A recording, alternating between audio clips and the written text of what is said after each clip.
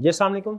कैफेट आज के लेक्चर आगाज करते हैं। Lecture number 5। आज के लेक्चर में जो टॉपिक हम कंसेप्ट स्टार्ट करने जा रहे हैं वो नेक्स्ट लर्निंग ऑब्जेक्टिव है हमारा, जो कि रिलेट करता है एविडेंस और प्रोसीजर से। प्रीवियस टॉपिक में हमने क्या स्टडी किया था कल के लेक्चर में? Process of preparation of financial statement और फेजेस ऑफ ऑडिट। ठीक है, तो आज हम स्टडी करेंगे कि फेजेस ऑफ ऑडिट में हम डिफरेंट प्रोसीजर्स परफॉर्म करते हैं, उन प्रोसीजर से हमें एविडेंस मिलता है। तो हम स्टडी करेंगे आज कि जो एविडेंस हमने ऑब्टेन करना है वो कैसा होना चाहिए और जो प्रोसीजर हमने परफॉर्म करने हैं वो किस टाइप के प्रोसीजर होने चाहिए। ठीक है, ये हमारा टॉपिक होगा। लेकिन आज के लेक्चर का आगाज करने से पहले प्रीवियस लेक्चर में जो हमने पढ़ा था उसका क्विज होगा। क्विज के बाद आपसे क्वेश्चन लूंगा और फिर उसके बाद हम इस टॉपिक की तरफ मूव करेंगे। अच्छा, आज जुम्मा है तो आज क्लास के दरमियान में हमें ब्रेक करनी पड़ेगी और ये हर जुम्मे में ऐसा होगा कि करीब की मस्जिद में तकरीबन 1:45 के करीब जुम्मा होता है, तो हम 1:30 क्लास जो है वो ब्रेक करेंगे। फिर उसके बाद तकरीबन 2:05 पे क्लास का दोबारा आगाज़ होगा। ठीक है, तो वो ड्यूरेशन हमारी टोटल तकरीबन उतना ही रहेगी, लेकिन जुम्मे वाले दिन हमारे दरमियान में ब्रेक हुआ करेगी। लेकिन अगर कोई स्टूडेंट फ़र्ज़ कीजिए कि किसी वजह से जुम्मे के बाद नहीं आ पाता, तो हम जो जुम्मे के बाद वाला लेक्चर है वो यूट्यूब पे या पब्लिकली आपके LMS पे अवेलेबल कर दिया करेंगे ताकि आप उसको कवर कर सकें। ठीक है, अगर कोई स्टूडेंट जुम्मे के बाद नहीं आ पाता तो। क्लियर जी? तो ये मुझे याद करवा दीजिएगा। ठीक है, टाइम का बस। चलिए, क्विज के लिए रेडी हैं? लिंक आप लोग ग्रुप में शेयर कर दिया गया है। तैयार हैं? स्टार्ट करें क्विज। चलिए जी, सबसे पहले तो नाम लिख लें। आया नाम डिस्प्ले हो रहा है? अच्छा, अभी होगा फिर। ये जल्दी से लिखिए, जरा नाम लिख लें भाई, पहले उधर बाद में देख लीजिएगा। CRN, बेसिकली CRN लिखना होता है, नाम नहीं लिखना, CRN लिखना है आपने। स्टार्ट करते हैं। पहला क्वेश्चन आपका ये रहा।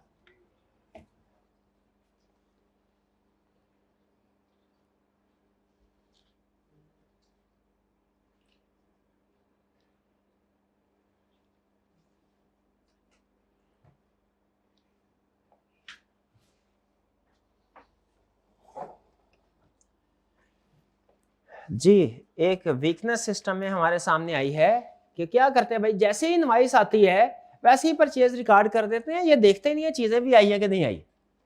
तो ये अच्छी प्रैक्टिस है कि बुरी प्रैक्टिस है? ये जल्दी काम कर रहे हैं, अच्छा नहीं है। और इतनी जल्दी भी काम नहीं करना चाहिए भाई, चीजें आने का तो इंतजार कर लो परचेज रिकॉर्ड करने से पहले। ठीक है, तो इसका क्या इफेक्ट है, ये किसको अफेक्ट करेगा? परचेजेज में भी recorded without delivery. Correct. Next question.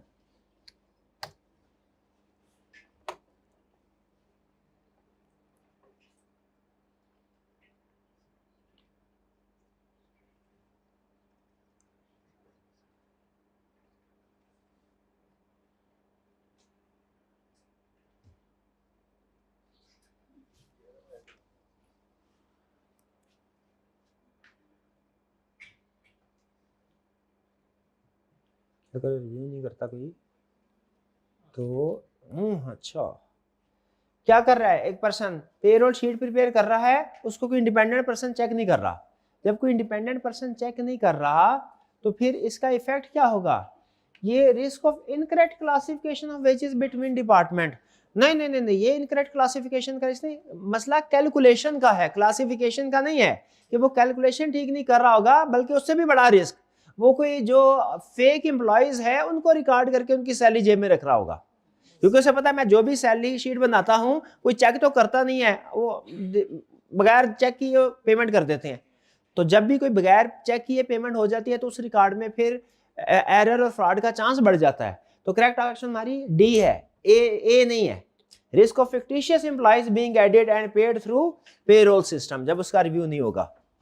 पहले वाला सिर्फ शायद आपने वेजेस देखेगा कि वेजेस में हर तरह की गलती हो जाएगी, नहीं, डिफरेंट डिपार्टमेंट्स में उसे इससे क्या फर्क पड़ेगा। तो फिक्टिशियस एम्प्लॉइज का रिस्क है वेजेस में। फिक्टिशियस एम्प्लॉइज जानते हैं ना, फेक एम्प्लॉइज।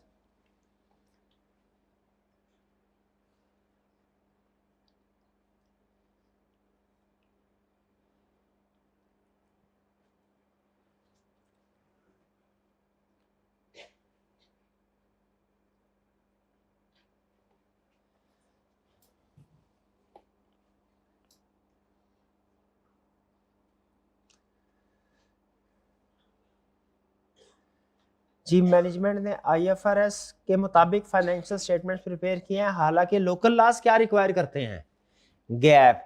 तो बेसिकली फाइनेंशियल स्टेटमेंट्स गैप के मुताबिक प्रिपेयर होने चाहिए। वो कहते हैं यहाँ पे ऑडिटर को क्या कंसर्न है कि ऑडिटर देखेगा फ्रेमवर्क एप्रोप्रिएट है कि नहीं, ये भी एक फ्रेमवर्क है आईएफआरएस, ये भी एक फ्रेमवर्क है। ऑडिटर ने कैसे डिसाइड करना है कि फ्रेमवर्क एप्रोप्रिएट है कि नहीं, considering law, purpose, users need वगैरह वगैरह। ठीक है, पढ़ा था ना हमने कि कुछ क्राइटेरिया होता है जिसको सामने रखे डिसाइड करते हैं फ्रेमवर्क एक्सेप्टेबल है या नहीं है। हालांकि क्वेश्चन में उसने बता दिया हमें कि लॉ किसको मैंडेट कर रहा है, नेशनल गैप। तो इसका मतलब यहाँ पे जो एप्रोप्रिएट या एक्सेप्टेबल फ्रेमवर्क है वो कौन सा है, gap, generally accepted accounting principle. तो पहली ऑप्शन करेक्ट है। Conclude the framework is inappropriate and withdraw from engagement immediately, ये भी किसी हद तक ठीक है वैसे। डी भी किसे, क्योंकि उसने क्वेश्चन में कह दिया है कि लॉ मैंडेट कर रहा है कि लॉ के मुताबिक गैप ही एक्सेप्टेबल है। तो आईएफआरएस के मुताबिक अगर फाइनेंशियल्स में प्रिपेयर करते हैं तो ये एक्सेप्टेबल नहीं है। असल में यहाँ पे ना ये आधे वाला ठीक है, आधे वाला, ये बाकी का जो आधे वाला ये गलत है। जब फ्रेमवर्क ठीक नहीं होता तो मुझे बताइए क्या इमीडिएटली विड्रॉ कर देना चाहिए या कि पहले मैनेजमेंट को मौका देना चाहिए, ए मैनेजमेंट तुम अपना फ्रेमवर्क चेंज करके सही वाला अडॉप्ट कर लो, बताइए क्या करना चाहिए, मौका देना। तो डी वाला है ये आधा पॉइंट ठीक है कि फ्रेमवर्क इज नॉट एप्रोप्रिएट, जो करंट फ्रेमवर्क यूज कर रहा है वो आईएफआरएस, ये ठीक है। लेकिन आगे ये कहना कि वो फौरी तौर पे विड्रॉ कर देगा छोड़ के सारा कुछ ये गलत है। क्यों, इसमें क्या करता है वो, पहले मैनेजमेंट से ये कहता है कि आप फ्रेमवर्क को चेंज कर ले। ठीक है, 50-50 है ये डी, लेकिन बहरहाल ओवरऑल तो गलत ही है। आगे चलते हैं। नेक्स्ट 4, ये रहा आपका क्वेश्चन।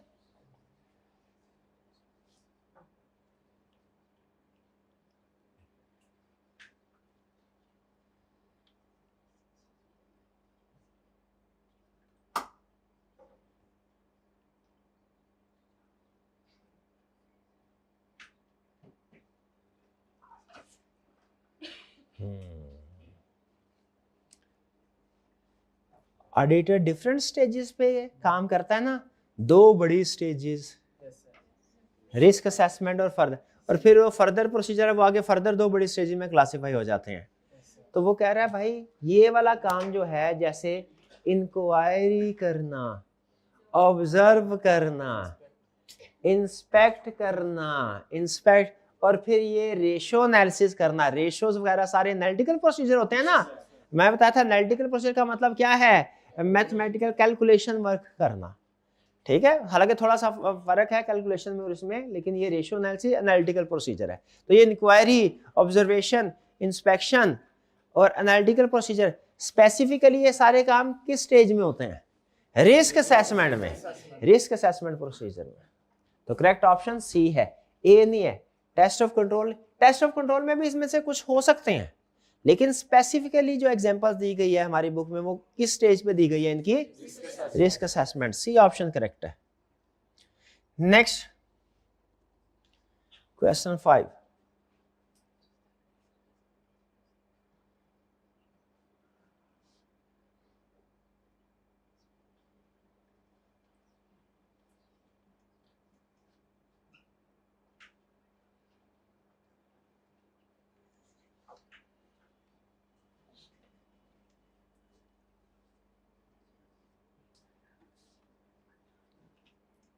परचेज ऑर्डर को देखना अप्रूव हुए हैं कि नहीं, रिसीविंग रिपोर्ट जीआरएन वगैरह के साथ मैच करना, ऑथराइजेशन देखना हुई है कि नहीं, ये सारी एक्टिविटीज टेस्ट ऑफ कंट्रोल है।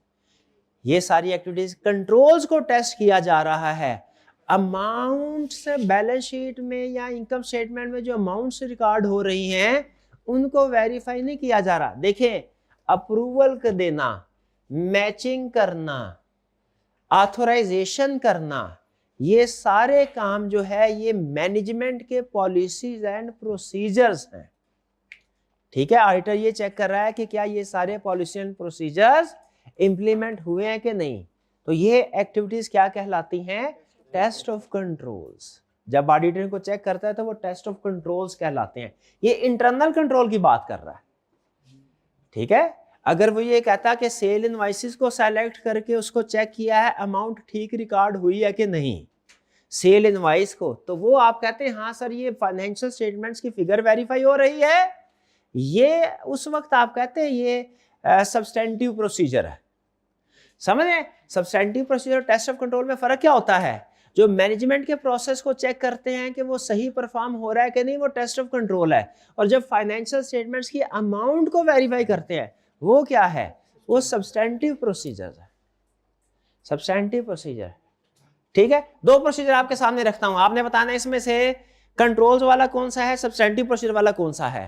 पहली चीज, ऑडिटर ने मैनेजमेंट से कहा आपने ड्यूरिंग द ईयर जो फिक्स एसेट खरीदा है ना, जो आपने रिकॉर्ड किया है 10 मिलियन का, जरा मुझे उसकी परचेज इनवाइस तो दिखाए, मैं देखूं जो परचेज 10 लाख की इनवाइस बनी है और 10 लाख की रिकॉर्ड किया है कि नहीं। पहला प्रोसीजर ये। दूसरा प्रोसीजर, आपने कहा अच्छा किसी डायरेक्टर ने अप्रूवल भी की थी कि बाकी ये एसेट खरीद लो, अगर अप्रूवल की थी तो मुझे वो अप्रूवल लेटर दिखाए। ये दो प्रोसीजर है, एक में परचेज इनवाइस चेक हो रही है, एक में उस ट्रांजैक्शन की अप्रूवल चेक हो रही है। भाई समझ रहे हैं? ये दोनों चीजें चेक करनी चाहिए ना, दोनों ही जेन्युइननेस को कंफर्म कर रही है। बताइए पहले वाला प्रोसीजर जो इनवाइसेस को चेक करने वाला, ये कौन सा है? हाँ, ये सब्सटेंटिव प्रोसीजर है। और दूसरे वाला जो अप्रूवल को चेक करने वाला, ये टेस्ट ऑफ कंट्रोल है। ये समझे? ठीक है, तो यहां पे देखें अप्रूवल चेक कर रहा है, रिपोर्ट रिसीविंग के साथ चेक कर रहा है, ऑथराइजेशन अप्रूवल एक ही चीज है, ये टेस्ट ऑफ कंट्रोल है। आगे चलते हैं, यहां पे ज्यादा गलतियां थी इसलिए मैं थोड़ा एक्सप्लेन किया।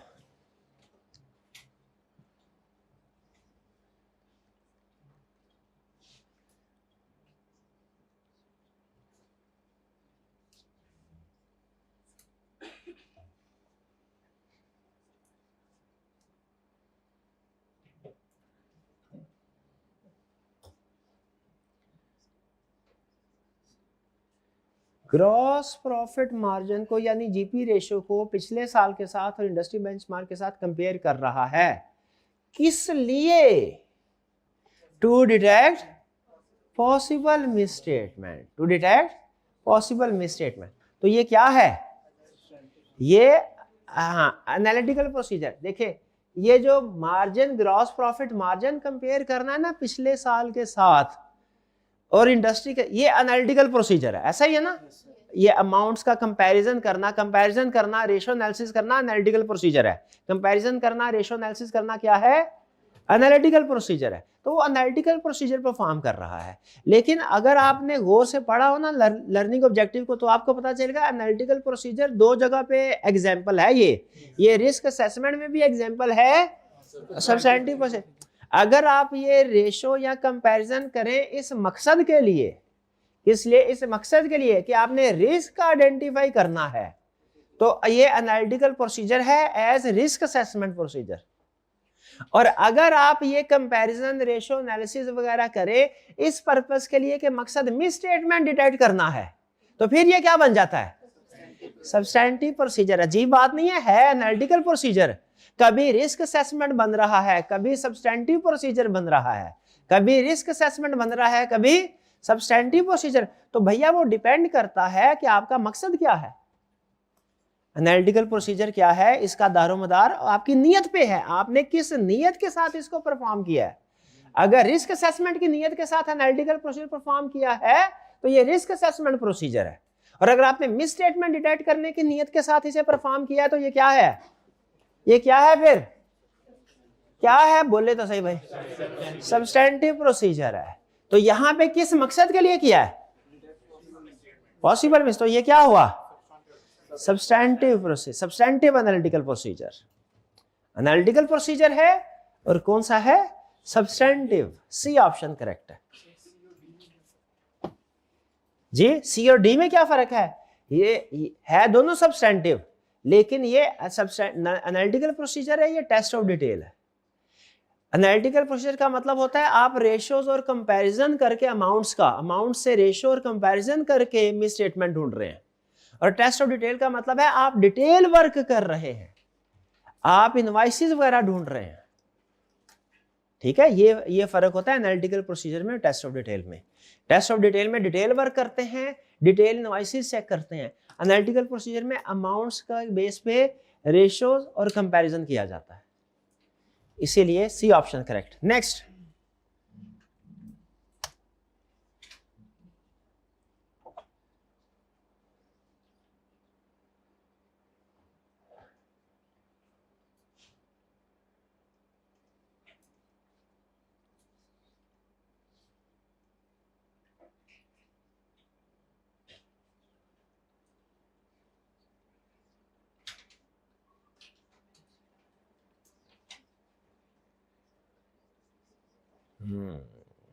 ये बताएगा कि क्वेश्चन आपको प्रोसीजर समझ आया कि नहीं। प्रोसीजर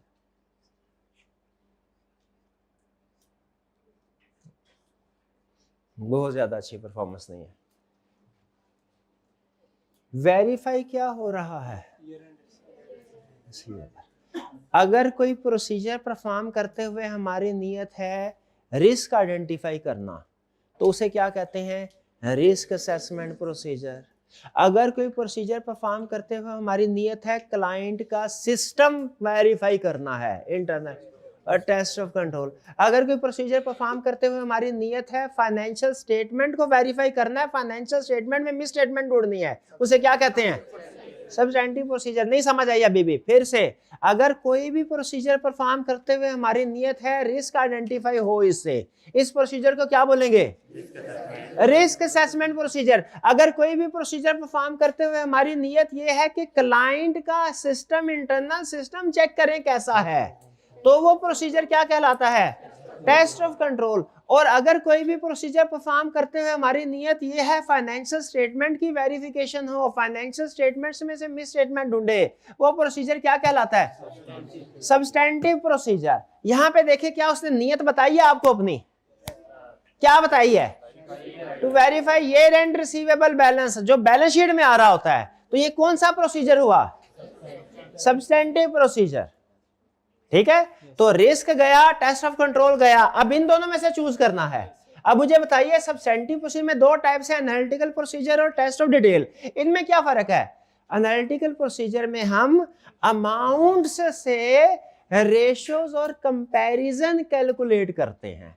एनालिटिकल प्रोसीजर में हमारा तरीकाकार क्या होता है, अमाउंट्स के बेस पे रेशियोज और कंपैरिजन करते हैं, वो एनालिटिकल प्रोसीजर है। और जब हम अमाउंट्स के बेस पे प्रोसीजर परफॉर्म ना करें, हम डिटेल में रिकॉर्ड देखें, उसको इंस्पेक्ट करें, उसे क्या बोलेंगे, उसे टेस्ट ऑफ डिटेल बोलेंगे। मुझे बताइए क्या इसमें जो अमाउंट्स की बेस पे रेशियो और कंपैरिजन हो रहे हैं, नहीं, कि कोई डॉक्यूमेंट्स की चेकिंग हो रही है।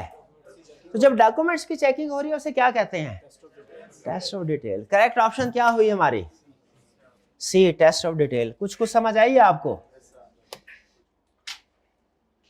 सेकेंड लास्ट क्वेश्चन,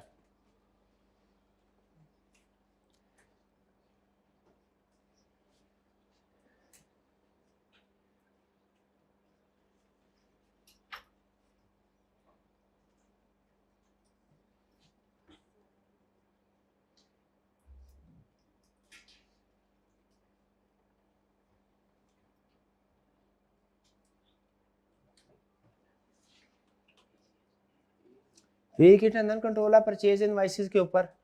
इसका मतलब है परचेज में इंटरनल कंट्रोल सिस्टम वीक है, तो क्या करना चाहिए, इंक्रीज करना चाहिए हमें सब्सटेंटिव प्रोसीजर, अरे रिड्यूस नहीं करना चाहिए। सिस्टम वीक है, इंटरनल कंट्रोल सिस्टम वीक है, तो हमारा काम ज्यादा होगा, ये पढ़ा था ना।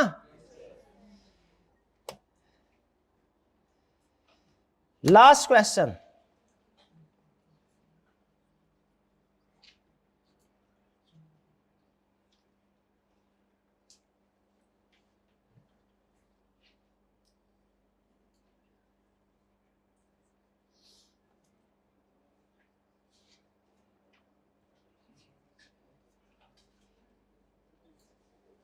करें इंटरनल कंट्रोल बेहतरीन है तो सब्सटेंटिव प्रोसीजर छोड़ दो, नहीं छोड़ सकते, कुछ ना कुछ परफॉर्म करने हैं।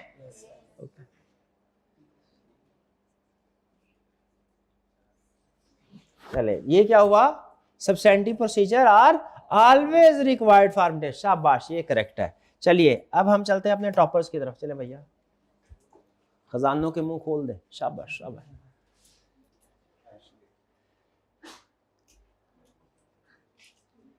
जी फर्स्ट पोजीशन, शाबाश, जल्दी से first position. Second position, second position किधर है? Second position, third position, third position, fourth position, fourth position किधर है? हाइब्रिड में है, हाइब्रिड में, शाबाश। फिफ्थ पोजीशन, फिफ्थ पोजीशन किधर है? फिफ्थ ऑनलाइन इधर है। सिक्स्थ पोजीशन, सिक्स्थ पोजीशन, शाबाश, किधर है? ऑनलाइन वाले की होगी इधर, okay okay. Seventh position, eighth position, ninth position, tenth position. ये ऑनलाइन वालों की पोजीशन क्यों नहीं आती? ये ऑनलाइन भाई आपकी पोजीशन क्यों नहीं आई? क्या आप नहीं पढ़ रहे? क्या आप मेहनत नहीं कर रहे? कर रहे हैं भाई, वो कर रहे हैं। कहते हैं सर क्लास में बैठ के ना इधर जल्दी सिग्नल आ जाते हैं। हाँ, नेट इधर फास्ट चलता है, उधर नेट स्लो चलता है। चलिए ठीक है, चलिए अब चलते हैं वापस। अच्छा, ये एनालिटिकल प्रोसीजर और टेस्ट ऑफ डिटेल्स में एक थोड़ा सा फर्क मैं आपसे सवाल पूछना चाहता हूं। फर्ज कीजिए कि हमने ये देखना है इस क्लास में जितने भी स्टूडेंट्स बैठे हैं, कॉलेज को इनसे कितना रेवेन्यू हो रहा है, कितना रेवेन्यू हुआ। मेरे पास दो तरीके हैं, मतलब जितना भी रेवेन्यू रिकॉर्ड हुआ है, मैं कॉलेज का ऑडिटर हूं, मैंने ये देखना है इस क्लास में जितने स्टूडेंट्स हैं उनका रेवेन्यू रिकॉर्ड हुआ है वो ठीक रिकॉर्ड हुआ है कि नहीं। मेरे सामने दो प्रोसीजर हैं। कॉलेज की फाइनेंशियल स्टेटमेंट्स में जो सेल्स या रेवेन्यू वाला कॉलम है उसमें इस क्लास का जितना रेवेन्यू रिकॉर्ड हुआ मैं उसको वेरीफाई कर रहा हूँ। पहला तरीका, आपने बताना है दोनों में फर्क क्या है, पहले ये बताना है और फिर बताना है आपको दोनों में से कौन सा तरीका बेहतर लगा। पहला तरीका, मैं देखूं क्लास में नंबर ऑफ स्टूडेंट्स कितने हैं और मैं देखूं एक स्टूडेंट की फीस कितनी है, नंबर ऑफ स्टूडेंट और फीस को मल्टीप्लाई कर दूं और देखो ये इतना टोटल रेवेन्यू। ये दूसरा तरीका क्या है कि मैं देखूं कि हर स्टूडेंट्स जितना रेवेन्यू रिकॉर्ड हुआ है उसमें से फॉर एग्जांपल अगर ये 200 स्टूडेंट्स हैं, सैंपल बेस के ऊपर मैं कुछ स्टूडेंट्स को सेलेक्ट कर लूं और उनकी रसीद देखूं, डिपॉजिट स्लिप देखूं, उन्होंने कितने पैसे जमा करवाए हैं। इससे भी रेवेन्यू कंफर्म होता है ना। दोनों प्रोसीजर में फर्क है ना। एक में हम नंबर्स को मल्टीप्लाई करके रेवेन्यू को वेरीफाई कर रहे हैं ठीक है कि गलत है, और एक में हम सैंपल सेलेक्ट करके डॉक्यूमेंट्स को चेक कर रहे हैं, डॉक्यूमेंट्स के साथ मैच कर रहे हैं कि ये ठीक है कि नहीं। एक में काम डिटेल हो रहा है, थोड़ा ज्यादा काम करना पड़ रहा है, एक में काम थोड़ा कम कर रहा है, ब्रेन वर्क ज्यादा है। एक में ब्रेन वर्क है, दूसरे में लेग वर्क है, यानी भागदौड़। तो मुझे बताइए क्या ये दोनों सब्सटेंटिव प्रोसीजर है रिस्क असेसमेंट के टेस्ट ऑफ कंट्रोल? दोनों सब्सटेंटिव प्रोसीजर हैं क्योंकि फाइनेंशियल स्टेटमेंट की अमाउंट वेरीफाई हो रही है। दोनों में फर्क क्या भला? एक वाला एक एनालिटिकल, कौन से वाला एनालिटिकल प्रोसीजर है जिसमें कैलकुलेशन मल्टीप्लिकेशन कर रहे हैं, और कौन से वाला टेस्ट ऑफ डिटेल है जिसमें इनवॉइसेस को चेक करके डॉक्यूमेंट्स को चेक करके चेक कर रहे हैं। ठीक है, कितने स्टूडेंट्स को पहले वाला जो नंबर्स को मल्टीप्लाई करके हमने वेरीफाई कर रहे हैं ये अच्छा लगा, चंद एक स्टूडेंट है, और कितनों को दूसरे वाला ज्यादा अच्छा लगा, शाबाश। बिल्कुल दोनों ही कर सकते हैं, जो मर्जी। कहीं पे एनालिटिकल प्रोसीजर बेहतर होता है, कहीं पे टेस्ट ऑफ डिटेल, कहीं पे दोनों ही कर लें तो मसला कोई नहीं है जी। हाँ, फीस सबने डिफरेंट देने, नहीं फीस सबने सेम ही दी होगी। डिस्काउंट कम ही होता है, रिपीटेड डिस्काउंट मिलता है, देते हैं डिस्काउंट। चले वो डिस्काउंट देते हैं तो फिर उसको हम अलग से एडजस्ट कर लेते हैं। ये चीजें हम सिखाएंगे आपको, ये चीजें सिखाएंगे। चलिए जी, अब चलते हैं हम अपने कंसेप्ट से। प्रीवियस लेक्चर में से कोई क्वेश्चन पूछना चाहते हो तो पूछ लीजिए। वैसे तो उम्मीद है वो क्विज के दरमियान में जो टेस्टिंग हुई है ना उसमें भी कुछ कंसेप्ट्स आपके क्लियर हो गए होंगे, उसमें भी डिस्कशन हो रही होती है, लेकिन स्टिल अगर कोई क्वेश्चन रह गया हो, पूछना चाहते हो, पूछ लीजिए, शाबाश। असर्शन लेवल क्या होता है? असर्शन लेवल फिलहाल आपने असर्शन का मतलब क्या है ये समझ ले, जितना मैं समझाऊं उतना ही समझना है। असर्शन का डिक्शनरी मीनिंग होता है कोई स्टेटमेंट देना, ठीक है। लेकिन असर्शन का जो आपने ऑडिट में मतलब समझना है ना वो ये कि असर्शन का मतलब है एरिया ऑफ फाइनेंशियल स्टेटमेंट।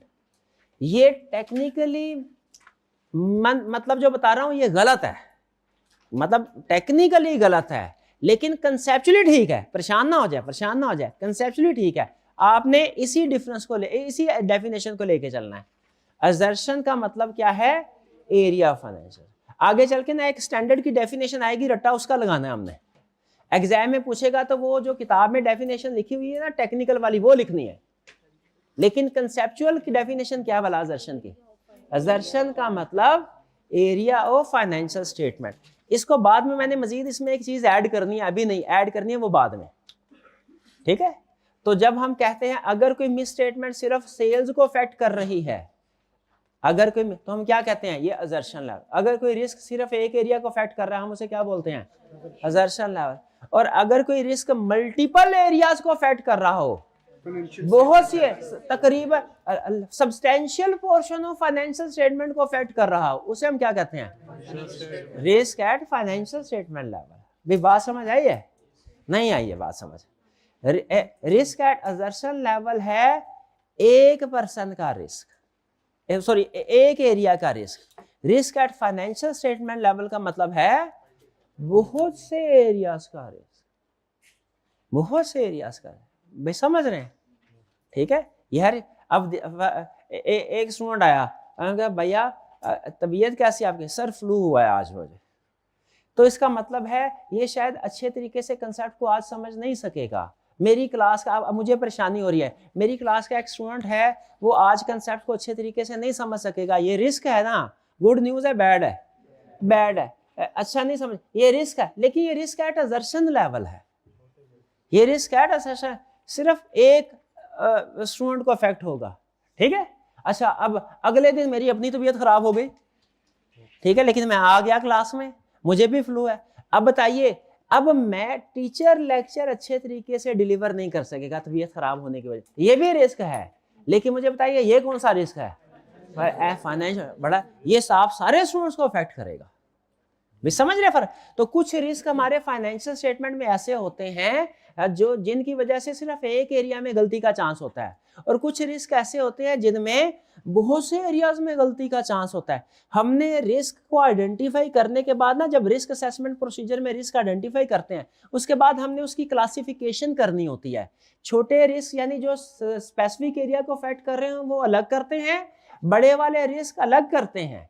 क्योंकि छोटे रिस्क को एड्रेस करने का तरीकाकार और है, बड़े रिस्क को एड्रेस करने का तरीकाकार और है। जो छोटा रिस्क है वो क्या कहलाता है? बोले रिस्क एट असर्शन लेवल, पूरा बोले। और जो बड़े लेवल का रिस्क होता है, आखिरी सवाल पूछूंगा, अगर आपने ये सही जवाब दे दिया इसका मतलब है फर्क दोनों में आपको समझ आ गया। ये गलत जवाब दिया तो इसका मतलब आप भी फारग, मैं भी फारग, सीखने वाला भी फारग, सिखाने वाला भी फारग। हमें क्लाइंट पे ऐड करने के लिए गए, उधर गए, हमें जाके मैनेजमेंट ने कुछ पॉलिसीज बताई, इंफॉर्मेशन दी। उस इंफॉर्मेशन से आपने रिस्क असेसमेंट करनी है। आपने इंक्वायरी की, इंक्वायरी से इंफॉर्मेशन मिले, आपने उस इंफॉर्मेशन से रिस्क असेसमेंट करनी है, ठीक है जी। 3 सवाल हमने पूछे, तीनों में जवाब उसने दिया, आपने बताना है इसमें किस में रिस्क है, किस में नहीं है। और अगर रिस्क है तो किस में रिस्क एट असर्शन लेवल है, किस में risk at financial statement level है, ठीक है जी। चलिए जी, पहला हमने मैनेजमेंट से सवाल किया, हमने कहा सर बताइए आप कोई अपने एम्प्लॉयज को कमीशन वगैरह ऑफर करते हैं? उसने कहा जी सर, हमने सेल्स टीम को ऑफर की हुई है कि जितनी ज्यादा सेल्स करोगे तुम्हें 10% कमीशन मिलेगा।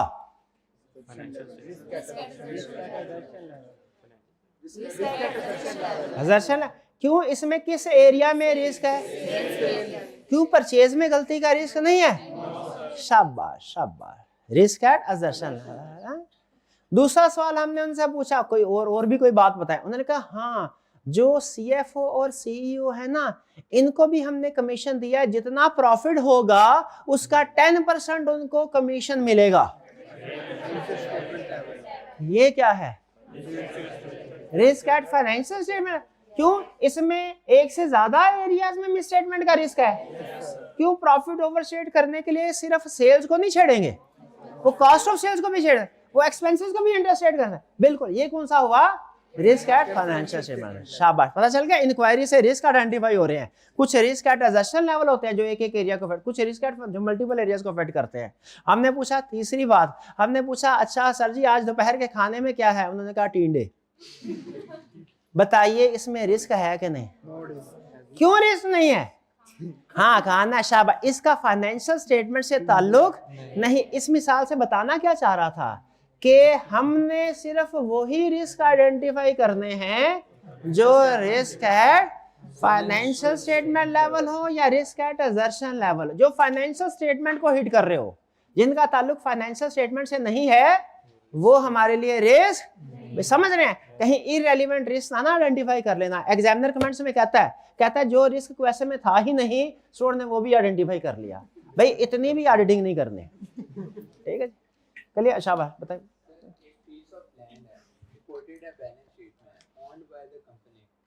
ठीक है सर, उसका ऑडिटर जाके फिजिकल विजिट करता है और उसका देखता है कि वो कंपनी के नाम पे है कि नहीं, तो ये क्या इंटरनल कंट्रोल होगा टेस्ट या सब्सटेंटिव? नहीं, सब्सटेंटिव प्रोसीजर। क्लाइंट के पास एक बैलेंस शीट में क्वेश्चन का ये है, बैलेंस शीट के अंदर प्रॉपर्टी शो हो रही है, अगर राइटर उसको जाके ये देखता है प्रॉपर्टी बाकी उस लोकेशन में मौजूद है कि नहीं, वो क्लाइंट के नाम पे रजिस्टर्ड हुई है कि नहीं, तो ये बेसिकली चूंकि हम बैलेंस शीट के अमाउंट को वेरीफाई कर रहे हैं, डायरेक्ट वेरीफाई कर रहे हैं, तो ये सब्सटेंटिव प्रोसीजर है। अच्छा इसमें अभी ज्यादा ना सोचें क्योंकि ये टेस्ट ऑफ कंट्रोल, ये तीनों प्रोसीजर का इंट्रोडक्शन है। Risk assessment, test of control, ये मैंने सिर्फ आपको डेफिनेशन बताई है, इनके ऊपर पूरा चैप्टर है। रिस्क असेसमेंट के ऊपर पूरा एक चैप्टर है, टेस्ट ऑफ कंट्रोल के ऊपर पूरा चैप्टर है, सब्सटेंटिव, उसमें ये डिटेल में कंसेप्ट सारे डिस्कस होंगे, ठीक है? एआई कोई मसला नहीं। एआई के नीचे देखिए उधर लिखा होगा एआई कैन मेक एरर्स, लिखा होगा, वो खुद मानता है। वैसे हम भी एरर कर सकते हैं जी जी। हाँ ये पकड़ा है इन्होंने पॉइंट, कि उन्होंने कहा सर रिस्क असेसमेंट प्रोसीजर में तो हम दो तरह के रिस्क आइडेंटिफाई कर रहे हैं, risk at financial statement level भी, रिस्क एट एजर्शन लेवल भी, लेकिन उसके आगे जो टेस्ट ऑफ कंट्रोल और सब्सटेंटिव प्रोसीजर है उसमें लिखा हुआ है ये रिस्क एट एजर्शन लेवल के लिए है। तो फिर इसका मतलब है risk at financial statement level तो हमारा रह गया, वो कैसे एड्रेस होगा, ये सवाल है, वो कैसे एड्रेस हो? उसके लिए एक अलग अप्रोच है, क्योंकि risk at financial statement level overall level का रिस्क है ना, तो इसके लिए अप्रोच भी कौन सी होनी चाहिए? ओवरऑल अप्रोच होनी चाहिए। वो हम स्टडी करेंगे, आगे आएगी overall approach. Risk at financial statement level के लिए कौन सी अप्रोच होनी चाहिए वो हमने पढ़नी है आगे, ठीक है जी? चलिए अब चलते हैं हम अपने कंसेप्ट्स की तरफ, आज के कंसेप्ट की तरफ। आज हम क्या स्टडी करने जा रहे हैं? देखिए आज दो चीजें हमने स्टडी करनी है। हमें यह पता चल गया कि डिफरेंट फेजेस हैं ऑडिट के, ऐसा ही है, risk assessment, test of control, substantive procedure. हर फेज में हम क्या करते हैं? प्रोसीजर परफॉर्म करते हैं। प्रोसीजर किस लिए परफॉर्म करते हैं? ताकि एविडेंस मिले। एविडेंस किस लिए ऑब्टेन कर रहे हैं? ताकि अश्योरेंस मिले और हम रिपोर्ट दे सके। भाई ऐसे ही होता है ना, प्रोसीजर से एविडेंस, एविडेंस से अश्योरेंस, अश्योरेंस से रिपोर्ट देते हैं फिर, ठीक है? तो आज हम ये स्टडी करेंगे कि जो हम एज ऑडिटर हमने प्रोसीजर परफॉर्म करने हैं वो कितनी तरह के हैं, और इन प्रोसीजर से जो एविडेंस मिलता है वो कैसा होना चाहिए। क्या पढ़ेंगे आज? कि एज ऑडिटर हम कितनी तरह के प्रोसीजर परफॉर्म करते हैं, और वो जो प्रोसीजर्स होंगे उनसे एविडेंस मिलना है, एविडेंस कैसा होना चाहिए, ठीक है? तो पहले पढ़ते हैं एविडेंस कैसा होना चाहिए, फिर हम पढ़ेंगे उस एविडेंस को ऑब्टेन करने के लिए हमने क्या क्या प्रोसीजर परफॉर्म करने हैं। भाई ठीक है, आज हमारे दो टारगेट, लर्निंग ऑब्जेक्टिव एक ही है, उसमें दो कंसेप्ट है, एक एविडेंस और दूसरा प्रोसीजर। तो पहले पढ़ते हैं कि हमने जो एविडेंस ऑब्टेन करना है एज ऑडिटर वो कैसा होना। अच्छा मुझे बताइए, हम रिपोर्ट दे रहे हैं, रिपोर्ट देते हैं ना, ये तो पता है ना आपको, ऑडिटर रिपोर्ट देता है शेयर होल्डर्स को, असल काम ही यही है। बड़ी सासुन उस रिपोर्ट में जो हम कंक्लूजन देते हैं कि फाइनेंशियल स्टेटमेंट ठीक है या गलत, वो कंक्लूजन तक पहुंचने के लिए हम कोई काम शाम करते हैं कि नहीं? हमारे पास कोई सबूत होता है कि नहीं होता? बिल्कुल होता है। जैसे वो जज फैसला देता है, तमाम सबूतों और गवाहों के बयानात की रोशनी में अदालत इस नतीजे पे पहुंची है। अब देखिए जो नतीजे पे बाद में पहुंचती है, पहले क्या होता है? सबूत, एविडेंस। लेकिन उसमें जो चीज थोड़ी सी मिसिंग है वो ये कि वो एविडेंस कैसे कलेक्ट होता है, वो पीछे पुलिस ने इन्वेस्टिगेशन की होती है। भाई ऐसा ही है ना, कोई तफ्तीश की होती है, तो जो पुलिस इन्वेस्टिगेशन कर रही है वो उसके प्रोसीजर्स हैं। हमने ये भी पढ़ना है कि एज ऑडिटर हम क्या प्रोसीजर परफॉर्म करते हैं, पुलिस क्या प्रोसीजर परफॉर्म करती है, वो उधर सिखाए जाएंगे। वो पकड़ देते हैं, अगर डालो इसको ठक ठक, जो भी इनका तरीका वारदात होता है उनका, ठीक है, मशहूर है उनके बड़े बड़े जूते। तो वो उनके प्रोसीजर है। एज ऑडिटर हमारे क्या प्रोसीजर है, ये स्टडी करेंगे, और फिर उन प्रोसीजर से एविडेंस क्या मिलता है वो। तो सबसे पहले आपको बता रहे हैं ऑडिट एविडेंस कहते किसको है।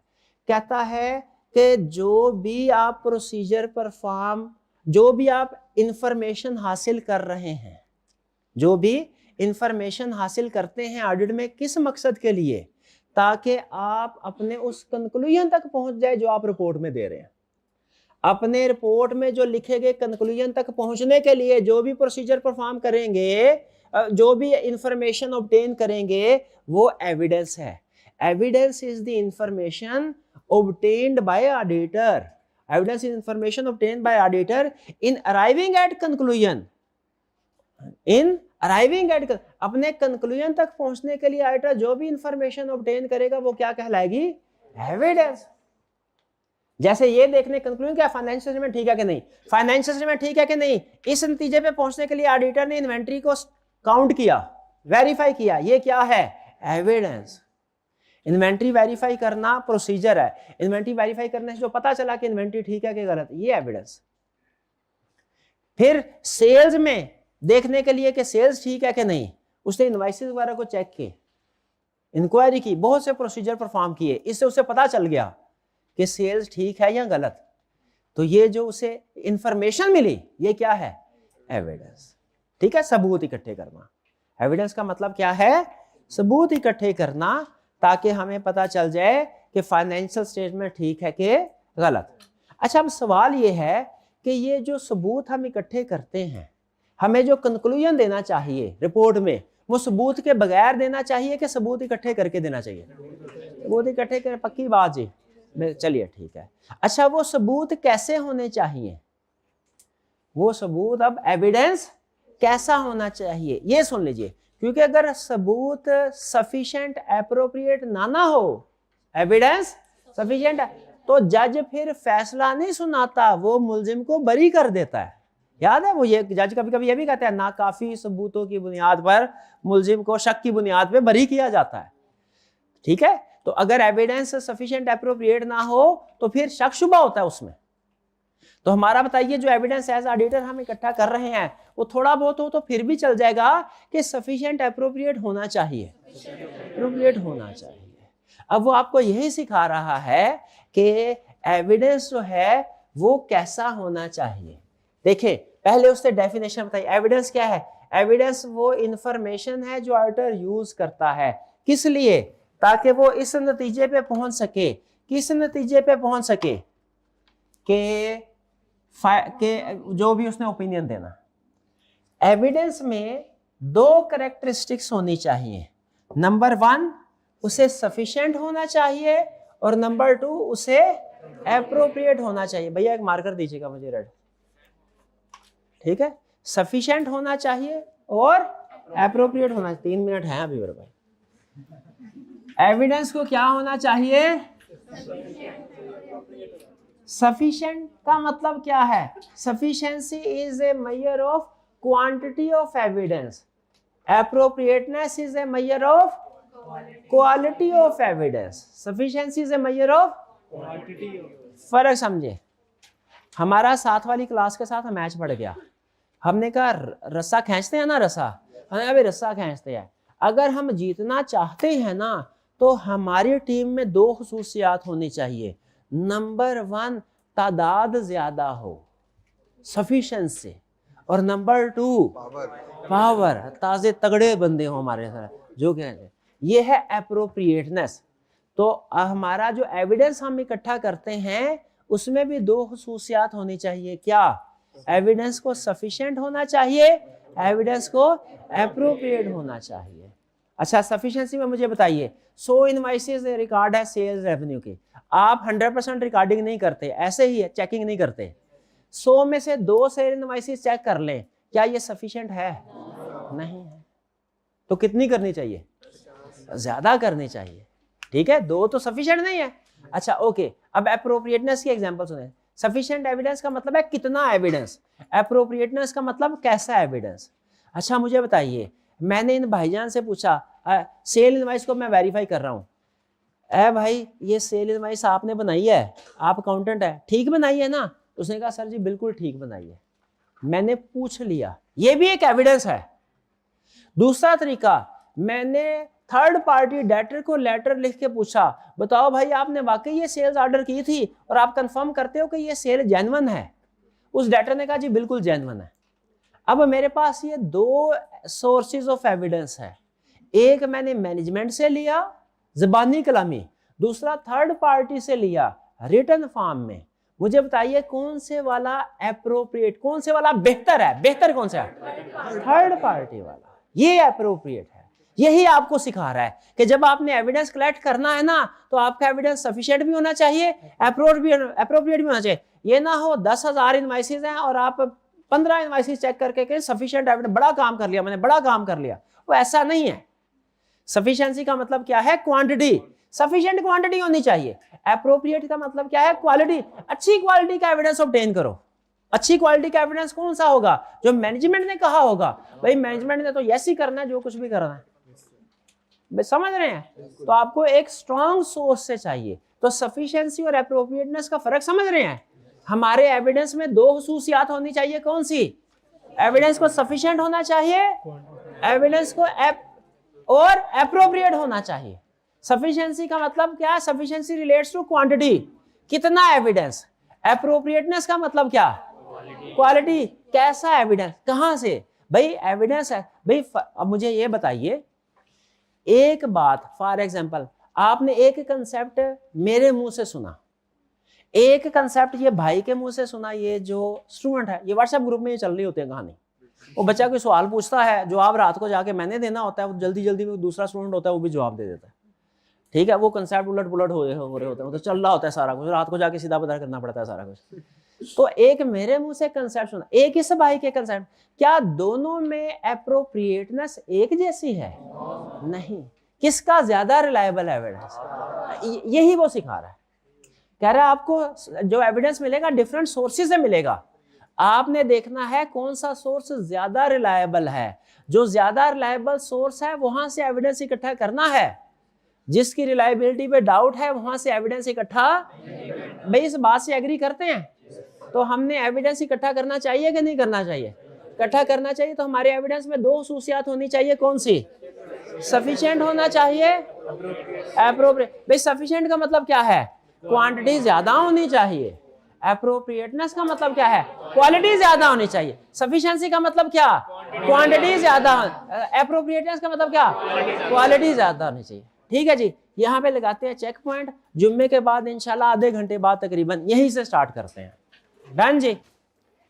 जी, तो हम बात कर रहे थे कि हमारे एविडेंस में 2 खसूसियात होनी चाहिए। नंबर 1, उसे सफिशिएंट होना चाहिए, यानी क्वांटिटी उसकी ज़्यादा होनी चाहिए, और दूसरा एप्रोप्रिएट होना चाहिए, यानी इसकी क्वालिटी भी हाई होनी चाहिए। ओके, अब हम स्टडी करेंगे डिटेल में एविडेंस कब सफिशिएंट होता है और एविडेंस कब एप्रोप्रिएट होता है। अब हमने डिस्कशन क्या करनी है? एविडेंस कब, क्योंकि हमारा एविडेंस क्या सफिशिएंट होना चाहिए? यस होना चाहिए। क्या एविडेंस एप्रोप्रिएट होना चाहिए? यस होना चाहिए। तो एविडेंस कब सफिशिएंट होगा, कब एप्रोप्रिएट होगा, ये पता कैसे चलेगा? जो हम इंफॉर्मेशन इकट्ठी कर रहे हैं, कितनी इंफॉर्मेशन इकट्ठी करनी है? जैसे ये तो हमें पता है, ऑडिटिंग स्टैंडर्ड ने इतना तो बताया है कि आपके लिए 100% ट्रांजैक्शन को वेरीफाई करना लाजमी नहीं है, ये बताया उन्होंने। लेस देन 100% करना है, लेकिन लेस देन 100% कितना? 30%, 50% या 70%, कितना ये नहीं बताया।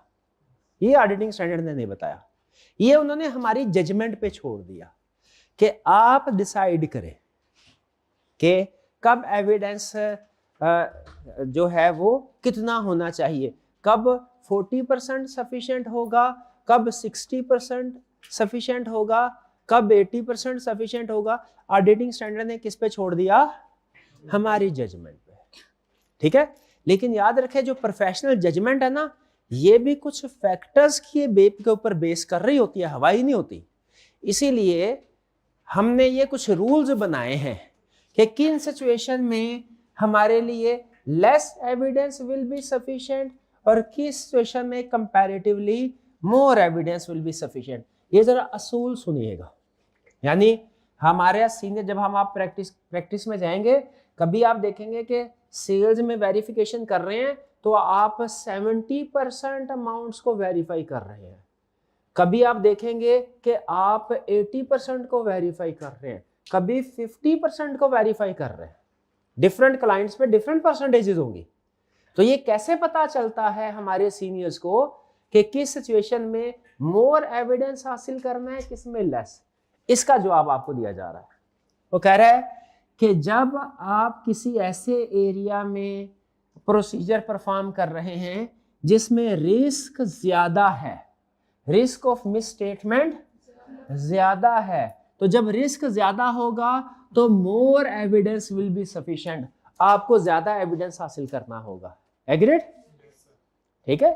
या दूसरा, मटीरियलिटी एंड कम्प्लेक्सिटी हाई है जब, यानी जब कोई मटीरियलिटी हाई का मतलब जो एरिया जिसको हम वेरीफाई कर रहे हैं वो हाईली मटीरियल है, मतलब उसकी अमाउंट ज्यादा है। जैसे सेल्स की अमाउंट ज्यादा है और रिपेयर एक्सपेंस की अमाउंट कम है, तो किस में ज्यादा एविडेंस हासिल करना है हमें? सेल्स में। इसी तरह कम्प्लेक्सिटी, जब चीजें कम्प्लेक्स होंगी, मुश्किल होंगी, तो उन पे आपने टेस्टिंग का लेवल बढ़ा देना है। ठीक है। जब आप लीज्ड एसेट्स को वेरीफाई कर रहे होंगे, लीजिंग को, उसके डिस्क्लोजर को, उसकी कैलकुलेशन को, तो उसमें ज्यादा एविडेंस चाहिए कि जब एसेट खरीदे होंगे तो परचेज इनवॉइसेस को चेक करना है, उसमें एविडेंस ज्यादा। किसमें एविडेंस है? किसमें? लीज वाला एरिया ज्यादा मुश्किल होता है कि परचेज एसेट्स वाला? इसको लीज वाला। तो जब आप जिस एरिया की वेरिफिकेशन कर रहे हैं वो हाईली मटीरियल है यानी उसकी अमाउंट ज्यादा है, या वो हाईली कम्प्लेक्स है यानी डिफिकल्ट है, तो आप बताइए less evidence will be sufficient या मोर एविडेंस? मोर एविडेंस, मोर। फिर ऑडिटर नॉलेज एंड एक्सपीरियंस, अगर ऑडिटर को ऑलरेडी नॉलेज है कुछ चीजों के बारे में, ठीक है, तो जैसे हमारे एक हमारा ऑडिट क्लाइंट होता है जिसको हम फर्स्ट टाइम ऑडिट कर रहे हो, उसे कहते हैं इनिशियल ऑडिट। एक हमारा ऑडिट क्लाइंट वो होता है जिसमें हमने लास्ट ईयर भी ऑडिट किया था, इस साल भी ऑडिट कर रहे हैं, इसको कहते हैं रिकरिंग ऑडिट। Recurring audit. तो बताइए इनिशियल ऑडिट में ज्यादा प्रोसीजर हम परफॉर्म करेंगे कि रिकरिंग ऑडिट में? इनिशियल ऑडिट में। क्यों भला? क्योंकि हमारे पास प्रायर नॉलेज नहीं है, कोई प्रायर अंडरस्टैंडिंग नहीं है कोई। जबकि रिकरिंग ऑडिट में हमें पहले से बहुत सी चीजों का पता होता है, तो हमारी इंक्वायरीज भी कम हो जाती हैं, हमारे प्रोसीजर भी कम हो जाते हैं, क्योंकि बहुत सी चीजें ऑलरेडी पता है हमें। तो ऐसे केस में अगर ऑडिटर के पास ऑलरेडी नॉलेज है, एक्सपीरियंस है, तो less evidence will be sufficient. और अगर ऑलरेडी नॉलेज एंड एक्सपीरियंस नहीं है किसी क्लाइंट का, तो फिर क्या होगा? मोर evidence will be sufficient. Quality of evidence, अगर एविडेंस अच्छी क्वालिटी का होगा तो कम भी एविडेंस हो तो चल जाता है, ठीक है। लेस क्वांटिटी नीडेड यानी less evidence will be sufficient. और अगर इंटरनल कंट्रोल स्ट्रांग होंगे तो फिर बताइए more evidence will be sufficient या less evidence will be? Less evidence will be sufficient. Clear हुई है बात?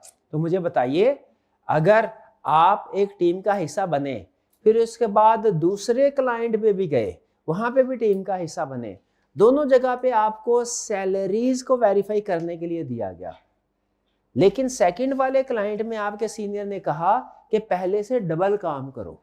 बताइए क्यों कहा? सेकंड क्लाइंट में क्या रीजंस हुई होंगी जिनकी वजह से आपको ज्यादा कहा? इंटरनल कंट्रोल वीक होंगे, शाबाश। और क्या हुआ होगा? रिस्क ज्यादा होगा, शाबाश। कॉम्प्लेक्सिटी ज्यादा हुई होगी, बेहतरीन। बस समझ गए, समझ गए कि किस तरीके से हम डिसाइड करते हैं कि किस एरिया में हमने कम प्रोसीजर परफॉर्म करने और किस एरिया में ज्यादा। यानी स्टैंडर्ड हमें सिर्फ इतना बताता है कि 100% नहीं रिक्वायर्ड, लेकिन 99% करेंगे कि 49% करेंगे, ये इन फैक्टर्स पे डिपेंड करता है। बात समझ आ गई? ये हो गया सफिशिएंसी, कितना एविडेंस। इसमें हमने ये डिस्कशन की कि कब कम होगा, कब ज्यादा, कब कम, कब ज्यादा। अब दूसरा क्या है? Appropriateness of evidence. हमारे एविडेंस में दो सूसियात होनी चाहिए ना, सफिशिएंट होना चाहिए और अब एप्रोप्रिएटनेस की बात करते हैं। एप्रोप्रिएटनेस का मतलब क्या है? एविडेंस अच्छा होना। एप्रोप्रिएटनेस डिपेंड करती है source of evidence, nature of evidence पे, कि आपको एविडेंस कहां से मिला, किन हालात में मिला। ठीक है, किस पे डिपेंड करती है? एविडेंस कहां से मिला, किन हालात में मिला। ठीक, तो कहते हैं appropriateness is a measure of quality of evidence. Appropriateness is a measure of, यानी एप्रोप्रिएटनेस का मतलब है एविडेंस की क्वालिटी कैसी होनी चाहिए। क्वालिटी डिपेंड करती है दो चीजों पे, रेलिवेंस, रिलायबिलिटी। पहले रेलिवेंस और रिलायबिलिटी का मेन कंसेप्ट समझ लें, फिर इनके फैक्टर्स समझते हैं। ठीक है, क्योंकि मेन कंसेप्ट समझ में आना जरूरी है।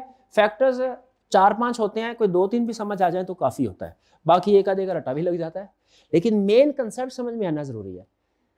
एप्रोप्रिएटनेस का मतलब है एविडेंस अच्छी क्वालिटी का होना चाहिए। क्वालिटी डिपेंड करती है दो चीजों पे, रेलिवेंस, रिलायबिलिटी। यानी एविडेंस को रेलिवेंट भी होना चाहिए, एविडेंस को रिलायबल भी होना चाहिए। अच्छा भाई, मुझे ये बताइए, ये भाईजान का कल सुबह ऑडिट का पेपर है, सारी रात तैयारी की, सारी रात, एक सेकंड के लिए भी नहीं सोए, सारी रात IFRS को पढ़ते रहे। IFRS को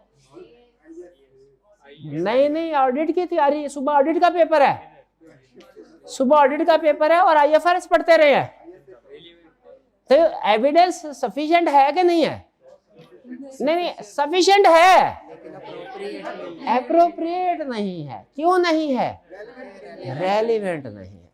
रेलिवेंस का मतलब यह है कि जो आपका पर्पस है और जो आपका प्रोसीजर है उसमें लॉजिकल कनेक्शन होना चाहिए। दो चीज, क्या लॉजिकल कनेक्शन होना चाहिए?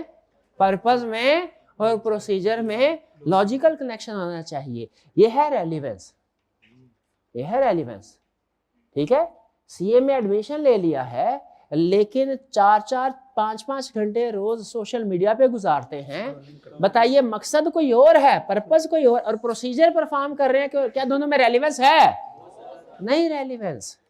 तो हमें स्टैंडर्ड क्या बताता है कि पहले डिसाइड करो क्या कर रहे हो, फिर उस लिहाज से प्रोसीजर डिसाइड करो। प्रोसीजर में और पर्पस में रेलिवेंस होनी चाहिए। प्रोसीजर से ही एविडेंस मिलता है, तो उसको यूं भी कह सकते हैं कि आपका पर्पस और आपका एविडेंस दोनों में रेलिवेंस, एग्री करते हैं, रेलिवेंस होनी चाहिए। अच्छा, explain with the help of examples. Examples, relevance. अगर मैं चेक करना चाहता हूं, जरा सोच के बताइएगा, ये हल्का सा टेक्निकल कंसेप्ट शुरू होने लगा। हमने सेल्स को वेरीफाई करना है। सेल्स को ना तो ओवरस्टेटेड होना चाहिए ना अंडरस्टेटेड होना चाहिए। एग्रीड? यानी अगर 1000 की सेल है, ना तो 1200 हो ना 800 हो। 1200 होगी तो हम कहेंगे ओवरस्टेटेड है, वो भी गलत है। 800 होगी तो हम कहेंगे अंडरस्टेटेड है, वो भी गलत है। वो एरर की वजह से भी हो सकती है। हमें दोनों चीजें चेक करनी चाहिए। अच्छा, अगर मेरा मकसद है कि चेक करना है क्या सारी ट्रांजैक्शन चेक हो गई कि सारी ट्रांजैक्शन रिकॉर्ड हो गई कि नहीं, सेल्स की जितनी भी चीजें हमने सेल की हैं सारी की सारी इनकम स्टेटमेंट में रिकॉर्ड हो गई कि नहीं, ये मेरा मकसद है चेक करना। इसको हम कहते हैं कंप्लीटनेस चेक करना। क्या चेक करना? कंप्लीटनेस चेक करना। यानी कि क्या सारी की सारी सेल रिकॉर्ड होगी है कि नहीं। मुझे बताइए कौन सा प्रोसीजर रेलिवेंट है। दो प्रोसीजर आपके सामने रख रहा हूं। नंबर 1, मैं गुड्स डिस्पैच नोट जितने भी हैं उनको सेलेक्ट करके देखूं कि वो सेल्स अकाउंट में रिकॉर्ड हुई हैं कि नहीं, एक प्रोसीजर ये। दूसरा प्रोसीजर, मैं जो सेल्स अकाउंट में आइटम रिकॉर्ड हुई हैं उनको सेलेक्ट करके देखूं कि गुड्स डिस्पैच नोट मौजूद है कि नहीं। भाई फर्क समझ रहे हैं, फर्क समझ रहे हैं। एक मैं क्या कर रहा हूं, एक मैं ये कर रहा हूं कि जो गुड, देखिए सेल्स की ट्रांजैक्शन है ना, उसमें स्टेप्स क्या होते हैं। Step number 1 sales order, step number 2 goods dispatch की जाती हैं, स्टेप नंबर 3 सेल इनवॉइस बना के टी अकाउंट में एंट्री रिकॉर्ड की जाती है। ऐसा ही है। अब मैं सिर्फ इसको शॉर्ट कर रहा हूं, 2 स्टेप्स के ऊपर ला रहा हूं।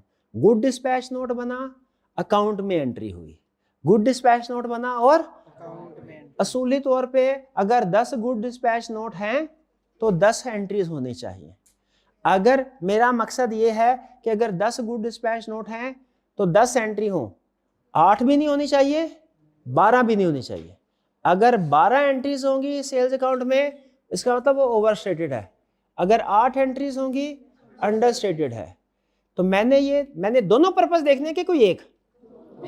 अगर मैं पहले चेक कर रहा हूं, फर्ज करे अंडरस्टेटमेंट, अंडरस्टेटमेंट का मतलब कहीं 10 गुड डिस्पैच नोट हैं, 8 तो नहीं रिकॉर्ड हुई, अंडरस्टेटमेंट का मतलब यही होगा।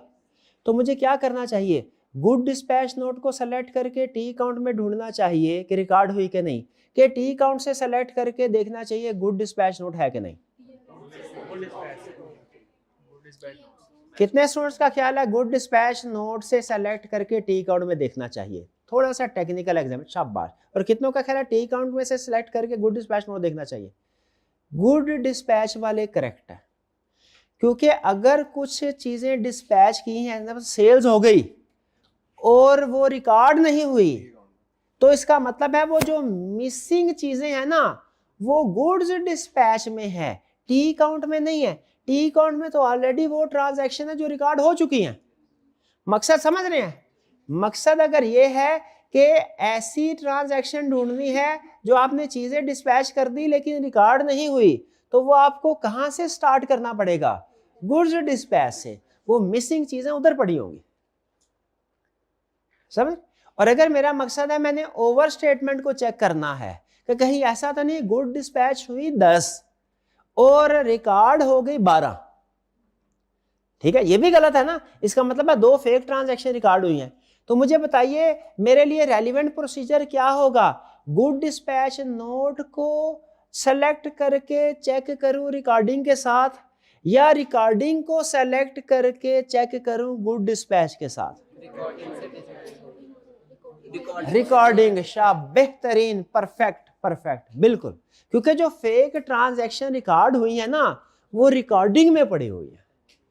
फर्क समझ रहे हैं। तो इसका मतलब अगर आपका मकसद ओवर स्टेटमेंट को चेक करना है तो प्रोसीजर की नेचर थोड़ी सी बदल जाएगी, और अगर आपका मकसद अंडर स्टेटमेंट को चेक करना है तो प्रोसीजर की नेचर थोड़ी चेंज हो जाएगी। जैसे हमारी क्लास में 2 तरह के रिस्क हैं। एक ये रिस्क है कि कुछ स्टूडेंट ऐसे हैं जो जुम्मे के लिए निकले हैं और ऊपर कैंटीन में बैठे हुए हैं, क्लास में नहीं आए। अगर मैंने ऐसे स्टूडेंट्स को पकड़ना है तो मेरा रेलिवेंट प्रोसीजर क्या होगा, मैं क्लास में से सैंपल सेलेक्ट करके देखूं कि ऊपर कैंटीन में से। अच्छा, एक दूसरा रिस्क भी है क्या, हमारी क्लास में कोई ऐसे स्टूडेंट बैठे होंगे जिन्होंने एनरोलमेंट नहीं करवाई हुई, ये भी तो रिस्क है ना। अब अगर मैंने ऐसे स्टूडेंट्स को आइडेंटिफाई करना है तो क्लास में से देखूं कि कैंटीन में से। क्लास में, तो कभी आप कह रहे हैं कैंटीन में से देखें, कभी आप कह रहे हैं क्लास में से देखें। ये क्यों, क्योंकि पर्पस डिफरेंट हो गया। जब पर्पस डिफरेंट हो जाए तो प्रोसीजर भी थोड़ा बहुत उस लिहाज से चेंज हो जाता है। ये बात समझ आई, असूल समझ आया। तो यानी ओवर स्टेटमेंट को चेक करना है तो हमारा सैंपल कोई और होगा, अगर अंडर स्टेटमेंट को चेक करना है तो हमारा सैंपल, हालांकि ट्रांजैक्शन वही है, सेल्स, ट्रांजैक्शन वही है, सेल्स, ठीक है। अगर आप फर्ज कीजिए ये सेल, ये गुड डिस्पैच नोट पहले बना, फिर इसके बाद ये टी अकाउंट में ट्रांजैक्शन रिकॉर्ड हुई। अगर आपने देखना है कि ये 10 हैं, ठीक है, और ये 8, अंडर स्टेटमेंट को चेक करना है, ये अंडर स्टेटमेंट ही है ना, तो बताइए कहां से सैंपल सेलेक्ट करके चेक करेंगे? ये ऐसे चलेंगे। लेकिन अगर चेक करना चाहते हैं ये 10 है और ये ज्यादा रिकॉर्ड हो गई है, तो इनमें से कौन सी ट्रांजैक्शन फेक है ये ढूंढना है। यहां पे मकसद क्या था? कौन सी ट्रांजैक्शन मिसिंग है। तो हमारा स्टेप क्या हुआ? गुड डिस्पैच नोट से टी अकाउंट। और अगर हमारा मकसद है कि फेक 2 ट्रांजैक्शन ये ढूंढना है, तो फिर क्या करेंगे? साइकिल वही है, यानी एक ही ट्रांजैक्शन एक ही है। ए से इससे आपके एक मैथ के अहम रूल को तोड़ा उसने। मैथ में पढ़ते थे ये पॉइंट ए है, ये point B, A into B is equal to B into A. लेकिन ऑडिट में अब क्या हमें पता चला? ए से सैंपल सेलेक्ट करके बी के साथ वेरीफाई करें तो एविडेंस कुछ और होता है, और बी से सैंपल सेलेक्ट करके ए के साथ वेरीफाई करें, मैच करें तो एविडेंस कुछ और होता है। ये बात समझ आई कि नहीं आई? यकीन कीजिए आज के लेक्चर का सबसे टेक्निकल कंसेप्ट यही है, अगर आपको समझ आ गया। और ये एक नहीं, ये कोई 10 जगहों पे यूज होता है, 10 से भी ज्यादा जगहों पे ये कंसेप्ट। कहने को छोटा सा होगा, लेकिन भाई समझ आ रहा है आपको? शाबाश। अच्छा, अब लेकिन आपके लिए एक गुड न्यूज भी है। क्या? आई कैप ने कभी ये टेस्ट नहीं किया, इस लेक्चर में टेस्ट नहीं किया, इस लर्निंग ऑब्जेक्टिव में। किसी और में ये कंसेप्ट टेस्ट हुआ है, इसमें नहीं हुआ। लेकिन कोशिश करनी है, समझ गए ना? ओके। तो इससे देखें रेलिवेंस का मतलब क्या है? अगर ओवर स्टेटमेंट को चेक करना चाहे, ओवर स्टेटमेंट को ओकरेंस भी बोलते हैं, अंडर स्टेटमेंट को कंप्लीटनेस भी बोलते हैं। दिल करे तो याद कर ले, नहीं दिल करे तो छोड़ दे। ओवर स्टेटमेंट को चेक करना है तो हमारा एविडेंस कुछ और होगा, ठीक है। अंडर स्टेटमेंट को चेक करना है तो हमारा एविडेंस, अंडर स्टेटमेंट के लिए सपोर्टिंग डॉक्यूमेंट से अकाउंट की तरफ जाना है, और ओवर स्टेटमेंट के लिए अकाउंट से सपोर्टिंग डॉक्यूमेंट की तरफ। रिकॉर्डेड अमाउंट से मतलब जो अमाउंट अकाउंट में रिकॉर्ड हुई। एक चीज हो गई। दूसरा असूल सुने रेलिवेंस का, कि जब आप डिफरेंट एविडेंस हासिल करते हैं ना, तो कुछ एविडेंस एक असर्शन को वेरीफाई करते हैं, कुछ एविडेंस या प्रोसीजर, और कुछ एविडेंस या प्रोसीजर किसी दूसरी चीज को, दूसरी असर्शन को वेरीफाई कर रहे होंगे। जैसे अगर मैं आपसे कहूं कि बैलेंस शीट में 10 व्हीकल्स मौजूद हैं, जाके चेक करके आओ कि 10 व्हीकल्स पूरी मौजूद हैं कि नहीं, एक्चुअली एग्जिस्ट कर रही है कि नहीं, तो आपका रेलिवेंट प्रोसीजर क्या होगा? 2 एग्जांपल दे रहा हूं। क्या आप गाड़ियों को फिजिकली देखेंगे मौजूद है कि नहीं, या सिर्फ गाड़ियों की रजिस्ट्रेशन बुक देखेंगे कि वो क्लाइंट के नाम पे है कि नहीं? अगर आपका मकसद है गाड़ियों की एग्जिस्टेंस देखना, तो आपका रेलिवेंट प्रोसीजर क्या है? फिजिकल वेरीफाई करो। और अगर आपका मकसद है ये देखना कि गाड़ियां किराए की है कि क्लाइंट की है, फिर क्या करना है? फिर प्रोसीजर। अब मकसद बदल गया, प्रोसीजर बदल गया। अब आपका प्रोसीजर क्या है? अब आप रजिस्ट्रेशन बुक चेक करें। ये दूसरी एग्जांपल हो गई। रेलिवेंस का कंसेप्ट समझेंगे। एक एग्जांपल ही बड़ी थी अंडर स्टेटमेंट ओवर स्टेटमेंट वाली, मैंने एग्जिस्टेंस और राइट्स वाली। अब ये दूसरी एग्जांपल भी समझ आ गई कि आपका मकसद बदला तो आपका प्रोसीजर भी बदल गया। अभी भी बात समझ नहीं आई। तीसरी एग्जांपल भी ले, तीसरी एग्जांपल, शाबाश। अगर आप टेस्ट ऑफ कंट्रोल परफॉर्म करना चाहते हैं तो नहीं, सॉरी, अगर आपका मकसद है इंटरनल कंट्रोल्स को चेक। देखें, हम फाइनेंशियल स्टेटमेंट्स को भी वेरीफाई करते हैं और इंटरनल कंट्रोल को भी चेक करते हैं, लेकिन इंटरनल कंट्रोल को चेक, फाइनेंशियल स्टेटमेंट्स को वेरीफाई इस वजह से करते हैं हमने रिपोर्ट देनी है। इंटरनल कंट्रोल को चेक करने का मकसद रिपोर्ट देना नहीं है। चेकिंग करते हैं लेकिन मकसद रिपोर्ट देना नहीं है, मकसद ये है रिस्क असेस करना, ठीक है। अगर आपका मकसद कंट्रोल्स को चेक करना है तो आप क्या परफॉर्म करेंगे? प्रोसीजर टेस्ट ऑफ कंट्रोल के सब्सटेंटिव प्रोसीजर। और अगर आपका मकसद फाइनेंशियल स्टेटमेंट्स को वेरीफाई करना है, देखिए यहां पे भी वही कंसेप्ट कि आपका पर्पस चेंज हुआ तो प्रोसीजर चेंज हो गया, क्योंकि किसी पर्पस के लिए कोई प्रोसीजर रेलिवेंट है, किसी पर्पस के लिए कोई प्रोसीजर। भाई ये कंसेप्ट समझ आ रहा है रेलिवेंस का? क्लियर? चलिए, अभी भी नहीं समझ आ रहा है, एक आधी एग्जांपल और हो जाए। नहीं बस ये ठीक है, ये 4 दिन नहीं हो जाए, ऐसे ही हो जाए, बस काफी हो गया, समझ आ गया। देखिए दो अरफी बात है, क्या जो मकसद है प्रोसीजर उसके लिहाज से डिसाइड करना है, ये ना हो पर्पस कोई और हो प्रोसीजर, वो फिर जितना भी प्रोसीजर परफॉर्म करेंगे ना, चाहे जितना मर्जी सफिशिएंट हो, उसका नेट रिजल्ट 0 है। क्यों? वो सफिशिएंट तो है, एप्रोप्रिएट में। एप्रोप्रिएट भूल गए आप, 2 चीजों पे डिपेंड करती थी, किस पे? रेलिवेंस। रेलिवेंस समझ आ गया? रेलिवेंस का मतलब क्या है? पर्पस और प्रोसीजर में लॉजिकल कनेक्शन होना चाहिए। अब है रिलायबिलिटी। रिलायबिलिटी आई क्या आपने पूछा होगा ज्यादा, ठीक है? रिलायबिलिटी का मतलब क्या है? आप को जब एविडेंस हासिल होगा ना, डिफरेंट सोर्सेज से एविडेंस मिलेगा आपको। आप जब एविडेंस हासिल करेंगे, कुछ सोर्सेज होंगे इनसाइड द एंटिटी, कुछ सोर्स ऑफ एविडेंस होंगे आउटसाइड द एंटिटी, कुछ होंगे सीनियर लोग, कुछ जूनियर लोग होंगे। कभी एविडेंस ज़बानी कलामी मिलेगा, कभी एविडेंस रिटन फॉर्म में मिलेगा।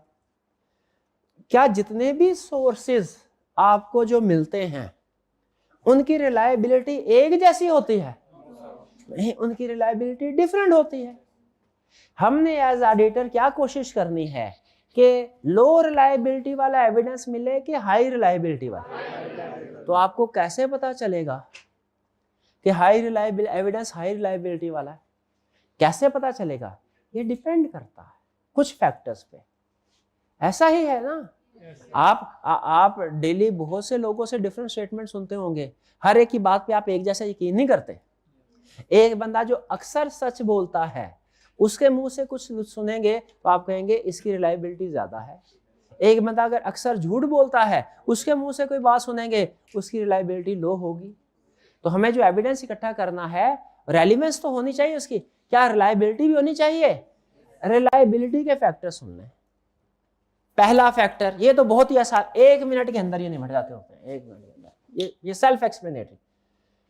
Original evidence is more reliable than photocopy या फैक्स वगैरह जो होती है, फैक्स भी फोटोकॉपी की शक्ल है। Original evidence is more reliable than photocopy. Agree करते हैं जी? डॉक्यूमेंट्री एविडेंस रिटन फॉर्म में is more reliable than oral evidence. Agree करते हैं जी? लिखी हुई बात ज्यादा रिलायबल है, ज़बानी तो लोग मुकर जाते हैं ना। ओके। तीसरा, external evidence is more reliable than internal evidence. Agree करते हैं? यानी जो हमें थर्ड पार्टी से एविडेंस मिलेगा वो मैनेजमेंट की निस्बत ज्यादा रिलायबल है। Fourth, direct evidence is more reliable then indirect, यानी जो एविडेंस डायरेक्टली ऑडिटर ने हासिल किया वो ज्यादा रिलायबल है उस एविडेंस से जो इनडायरेक्टली यानी मैनेजमेंट के थ्रू मिला। है कि नहीं? क्यों? जो मैनेजमेंट के थ्रू एविडेंस मिलता है इनडायरेक्ट, वो लेस रिलायबल क्यों हो जाता है? क्योंकि मैनेजमेंट उसमें टेम्परिंग कर सकती है। अच्छा, और अगर क्लाइंट के इंटरनल कंट्रोल स्ट्रांग है तो उससे जो हमें इंटरनल एविडेंस मिलेगा उसकी रिलायबिलिटी भी थोड़ी सी ज्यादा हो, क्योंकि कंट्रोल स्ट्रांग है। भैया बात समझ आई? ओरिजिनल एविडेंस ज्यादा रिलायबल है या फोटोकॉपी? डॉक्यूमेंट्री या ओरल? एक्सटर्नल या इंटरनल? डायरेक्ट या इनडायरेक्ट? और कंट्रोल स्ट्रांग हो तो? अच्छा, अब एक एग्जांपल सुन लीजिए आई कैप की केस। उसने एक कंसेप्ट आई कैप ने 4-5 दफा डिफरेंट केस स्टडी में पूछा हुआ है। आपने एज ऑडिटर एक कंफर्मेशन लेटर सेंड किया डेटर को। आपने डेटर से कहा, ए भाई हमारी कंपनी क्लाइंट ये कह रहा है कि उसने तेरे से 50 लाख रुपया लेना है। अब चूंकि ये इंटरनल एविडेंस है, हम तो ज्यादा रिलायबल कोशिश करते हैं एविडेंस मिले, तो हम आपको लेटर लिख रहे हैं, आप हमें रिटन फॉर्म में कंफर्म करें कि क्या आपने भी 50 लाख रुपए ही देने हैं। डेटर ने वो लेटर डायरेक्टली ऑडिटर को भेजने की बजाय उसका जवाब मैनेजमेंट को लिख दिया। लेटर मैनेजमेंट को मिला, मैनेजमेंट ने उसे खोला, सीधा पदरा किया, प्लेन करके सेट सुट करके ऑडिटर से कहा सर ये देखें हमने बड़े सारी चीज़ें तरतीब से लाके आपके सामने रख दिया, ये आपका कंफर्मेशन लेटर है, एक्सेप्ट करेंगे या नहीं? शाबाश, करेक्ट। अच्छा क्यों नहीं करेंगे? क्योंकि अब ये इसकी रिलायबिलिटी कम हो गई, अब ये डायरेक्ट नहीं है, ये क्या है? इनडायरेक्ट है। शाबाश, ये केस स्टडी में आई कि आपने पूछा हुआ 4-5 दफा पूछा है, तो रिलायबिलिटी समझ आ गई, खत्म, ये वाला कंसेप्ट खत्म। कौन सा कंसेप्ट था वाला? एविडेंस को क्या होना चाहिए? Sufficient, appropriate. Sufficient is measure of quantity of evidence, appropriateness is measure of quality of evidence, quality is affected by और रिलायबिलिटी। रेलिवेंस की मैंने 2-3 एग्जांपल आपके सामने रख दी और फिर रिलायबिलिटी की 2-3 एग्जांपल रख दी। क्लियर? अब आगे चलते हैं जी।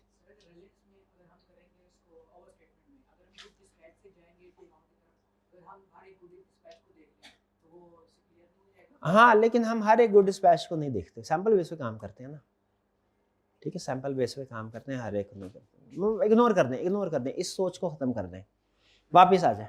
एग्जाम्पल समझ आ गई ना आपको? ओके, आगे चलते हैं। उनका क्वेश्चन ये था असल में कि जब 100% अगर काम करेंगे ना तो एक ही काम से दोनों चीज़ें वेरीफाई हो जाएंगी। ऐसा पॉसिबल है, लेकिन हम 100% काम करते नहीं है, हम सैंपल बेस पर करते हैं। अब इसके बाद अब मुझे बताए, यहाँ पे आप एविडेंस इकट्ठा कर रहे हैं, ऐसा ही है? बोर्ड के इस तरफ एविडेंस इकट्ठा, एविडेंस कैसे इकट्ठा होगा? घर बैठे बैठे इकट्ठा हो जाएगा एविडेंस? और भाई भाग दौड़ करनी पड़ेगी, भाग दौड़ प्रोसीजर परफॉर्म करने पड़ेंगे।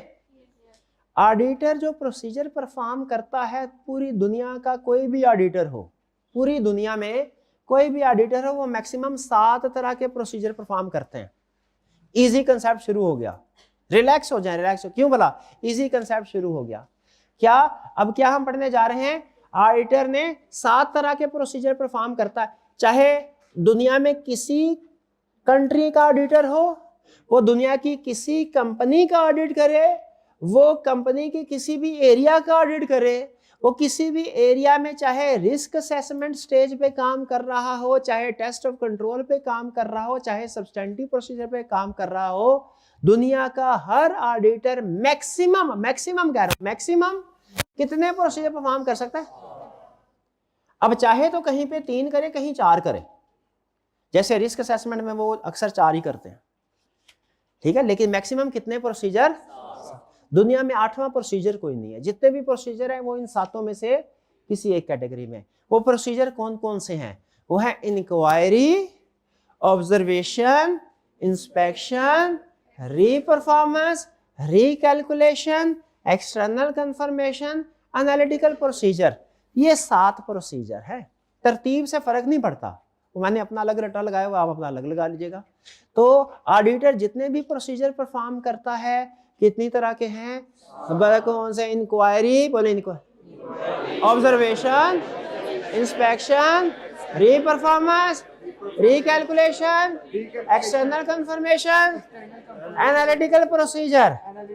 फिर से इंक्वायरी, ऑब्जर्वेशन, बोलने सीखने में शर्म नहीं होती, बोले ऊंची बोले थोड़ा। Inquiry, observation, inspection, reperformance, recalculation, external confirmation, analytical procedure. कितने? फिर से इंक्वायरी,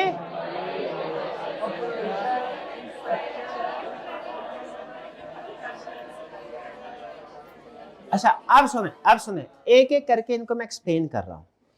इंक्वायरी का मतलब होता है पूछना, किसी से, किससे पूछना? किसी नॉलेजेबल पर्सन से पूछना, ठीक है। ये अमूमी तौर पे विद इन द कंपनी होती है, यानी हम बहुत सी चीजें पूछ रहे हैं। SCFO भाई इस दफा कोई अकाउंटिंग पॉलिसी चेंज तो नहीं हुई? भैया ये जो क्रेडिट लिमिट है पिछले साल, इस साल भी वही है कि आपने बढ़ा दी है, ठीक है। ये इंक्वायरी करना, इस साल आपने कोई सिग्निफिकेंट फिक्स एसेट्स परचेज किए हैं क्या? ये क्या है? इंक्वायरी। कोई सर आपने इस दफा कोई न्यू प्रोडक्ट लॉन्च की है? ये क्या है? इंक्वायरी। हम ये इंक्वायरी जो है ना, ये सबसे ज्यादा परफॉर्म होने वाला प्रोसीजर है। क्लाइंट से हम कहते हैं सर जी एक कप चाय हो जाए, वो खुश हो जाता है, कहता है अब तो यारी दोस्ती ऑडिटर के साथ लगेगी। कहता है जी सर जरूर आए, बैठे। चाय के कप पे बैठते बैठते हम 20 सवाल पूछ लेते हैं उससे। वो कहता है सर आइंदा चाय की ऑफर ना कीजिएगा। देखिए ऐसे ना इंक्वायरी जितने मर्जी पूछ ले, बातों बातों में कई सवाल हो जाते हैं। इंक्वायरी का मतलब है पूछना, लेकिन इंक्वायरी का एक नेगेटिव चीज भी है। क्या? ये लीस्ट रिलायबल एविडेंस है। इंक्वायरी के बारे में कहते हैं inquiry alone is not sufficient appropriate evidence. Inquiry के बारे में क्या कहते हैं? Inquiry alone is not sufficient, यानी इंक्वायरी से आपको एविडेंस जरूर मिलता है, लेकिन चूंकि निस्बतन लेस रिलायबल है ना, क्योंकि अक्सर ज़बानी कलामी जो होता है, तो आपने इसके साथ दूसरे प्रोसीजर को जरूर मिलाना है। सिर्फ इंक्वायरी करके बात खत्म नहीं करनी कभी। सिर्फ इंक्वायरी करके कभी ये नहीं कहना मेरे पास सफिशिएंट एप्रोप्रिएट एविडेंस हो गया, मेरा ऑडिट खत्म। नहीं नहीं नहीं नहीं, वरना तो एक ही इंक्वायरी करेंगे आप, सर फाइनेंशियल स्टेटमेंट में कोई गड़बड़ तो नहीं है? बिल्कुल भी नहीं। आप कहेंगे बस सफिशिएंट एप्रोप्रिएट एविडेंस हो गया, अल्लाह रिपोर्ट साइन करो।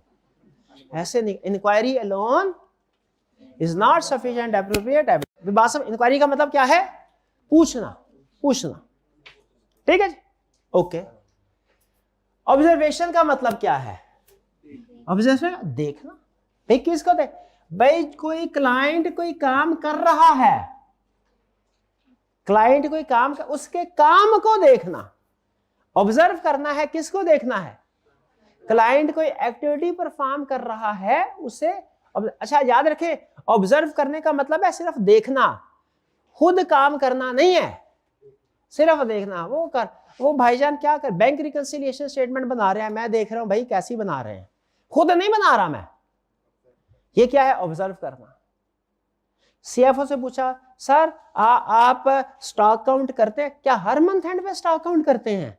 मैंने कहा यस। ये कौन सा प्रोसीजर है? इंक्वायरी। मैं कहा अगला स्टॉक काउंट कब कर रहे हैं? सर आज शाम को ही।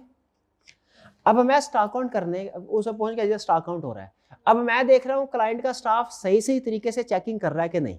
मैं उधर साइड पे चेयर पे बैठा हुआ हूं, मैं नहीं काउंट कर रहा। ये ज़हन में रखिएगा फर्क। मैं सिर्फ देख रहा हूं कि काउंट सही हो रहा है कि नहीं। ये क्या है? ऑब्जर्वेशन। ऑब्जर्वेशन। एक कंट्रोल होता है कि जब पेरोल डिस्ट्रीब्यूट हो रही होगी तो जिस बंदे को पेरोल देनी है, पैसे देने हैं ना, उसकी आइडेंटिटी कंफर्म करनी है, आईडी कार्ड वगैरह चेक करना है। मैं पेरोल डिस्ट्रीब्यूशन के वक्त उनके डिपार्टमेंट में बैठ गया, मैं डिस्ट्रीब्यूशन नहीं कर रहा, मैं सिर्फ ये देख रहा हूं कि पैसे देने से पहले वो बंदा आईडी कार्ड चेक कर रहा है कि नहीं कर रहा। ये क्या है? समझ आ गया? इंक्वायरी ऑब्जर्व, इंक्वायरी पूछना, ऑब्जर्वेशन देखना, सिर्फ देखना है, टांग नहीं डालनी उनके काम में। ये हो गया ऑब्जर्वेशन। फिर है इसके बाद ऑब्जर्वेशन में भी एक मसला है। क्या? ऑब्जर्वेशन जिस वक्त आप ऑब्जर्व कर रहे होंगे ना, उस वक्त के बारे में तो आपको बताएगा काम ठीक चल रहा है। उसके आगे पीछे जब आप ऑब्जर्व नहीं कर रहे थे तब काम ठीक चल रहा है कि नहीं, इसकी कोई गारंटी नहीं है।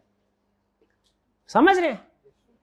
ठीक है। मैंने ये देखा कि भाई सेल इनवाइस को रीचेक करने वाला क्या इनवाइस बना के कोई दूसरा बंदा उसको रीचेक कर रहा है कि नहीं कर रहा। तो मैंने जब ऑब्जर्व किया, जिस दिन मैंने ऑब्जर्व किया उस दिन कोई दूसरा बंदा रीचेकिंग कर रहा था। इससे ये तो साबित हो गया कि उस दिन रीचेकिंग हो रही है, लेकिन पिछले 364 दिन रीचेकिंग हो रही है कि नहीं, ये कंफर्म नहीं होता। ऑब्जर्वेशन सिर्फ एट टाइम ऑफ ऑब्जर्वेशन का एविडेंस देता है, आगे पीछे। और खास तौर पे जब लोगों को पता चले ना उन्हें ऑब्जर्व किया जा रहा है, वो वैसे ही अलर्ट हो जाते हैं। प्रिंसिपल साहब जब आए उधर सामने बैठे, मैं लेक्चर सही डिलीवर कर रहा हूँ कि नहीं कर रहा, आगे पीछे चाहे मैं सो रहा हूँ, चाय पी रहा हूँ, गपशप लगा रहा हूँ, जब प्रिंसिपल साहब सामने होंगे, बैठे होंगे, मुझे पता है मुझे ऑब्जर्व कर रहे हैं, मैं अलर्ट हो जाऊंगा। ऐसा ही है ना? प्रिंसिपल कहेंगे वाह क्या बेहतरीन लेक्चर दिया, अलर्ट रहा। जैसे ही प्रिंसिपल गए मैं फिर सो गया। एट टाइम ऑफ ऑब्जर्वेशन का एविडेंस गुड है, लेकिन आगे पीछे का एविडेंस ऑब्जर्वेशन से नहीं मिलता। दो प्रोसीजर हो गए, दोनों में फर्क समझ आ गया? तीसरा प्रोसीजर इंस्पेक्शन। इंस्पेक्शन का मतलब क्या होता है? हाँ, नहीं, इंस्पेक्शन का मतलब होता है इंक्वायरी, पूछना, जुबान मुंह से पूछना, ऑब्जर्वेशन देखना, इंस्पेक्शन छूना। ये ए भाई क्या कर रहे हो? नोट कर रहा हूँ। नोट करे, मैं भी देखता हूं क्या कर रहे हो। ये वाकई नोट कर रहा है। ये क्या है? इंस्पेक्शन। इंस्पेक्शन दो चीजों की होती है, डॉक्यूमेंट्स की और टेंजिबल एसेट्स की। क्लाइंट से पूछा भैया हर महीने बैंक रिकंसिलिएशन स्टेटमेंट बनाते हो? ये भाई ने कहा जी हर महीने बनाता हूं। ये कौन सा प्रोसीजर है? इंक्वायरी। मैंने कहा अच्छा अभी क्या कर रहे हो? कहेगा सर देख लीजिए मैं बैंक रिकंसिलिएशन स्टेटमेंट बना रहा हूं। मैंने आकर बनाओ। अब ये बना रहा है और मैं देख रहा हूं। अब मैंने कहा अच्छा ये दूर से तो लग रहा है कुछ ना कुछ लिख रहे हो, अब पता नहीं क्या लिख रहे हो, मैं जरा देख लूं। इधर देखा डब्बे शब्बे बनाए हुए हैं, अनप्रेजेंटेड चेक लिखा हुआ है, उसके आगे अनक्रेडिट ये डिलीट। अब मैंने ये देखना ये क्या है। जैसे ही मैंने इसके कागज को हाथ लगाया ये प्रोसीजर ऑब्जर्वेशन से चेंज होकर क्या बन गया? इंस्पेक्शन। स्टॉक काउंट कर रहा था क्लाइंट का स्टाफ, मैं सिर्फ देख रहा था। ये क्या है? मैंने कहा अच्छा ये 10 डब्बे पड़े हैं, तूने इधर पता नहीं क्या लिखा, मैं जरा देखूं खुद भी। कागज में इधर लिखा हुआ है स्टॉक शीट के ऊपर 10 डब्बे पड़े हैं। मैंने गिनना शुरू कर दिया खुद भी, 1 2 3 4 5 6 7 8 9 10। इधर भी कितना है? 10।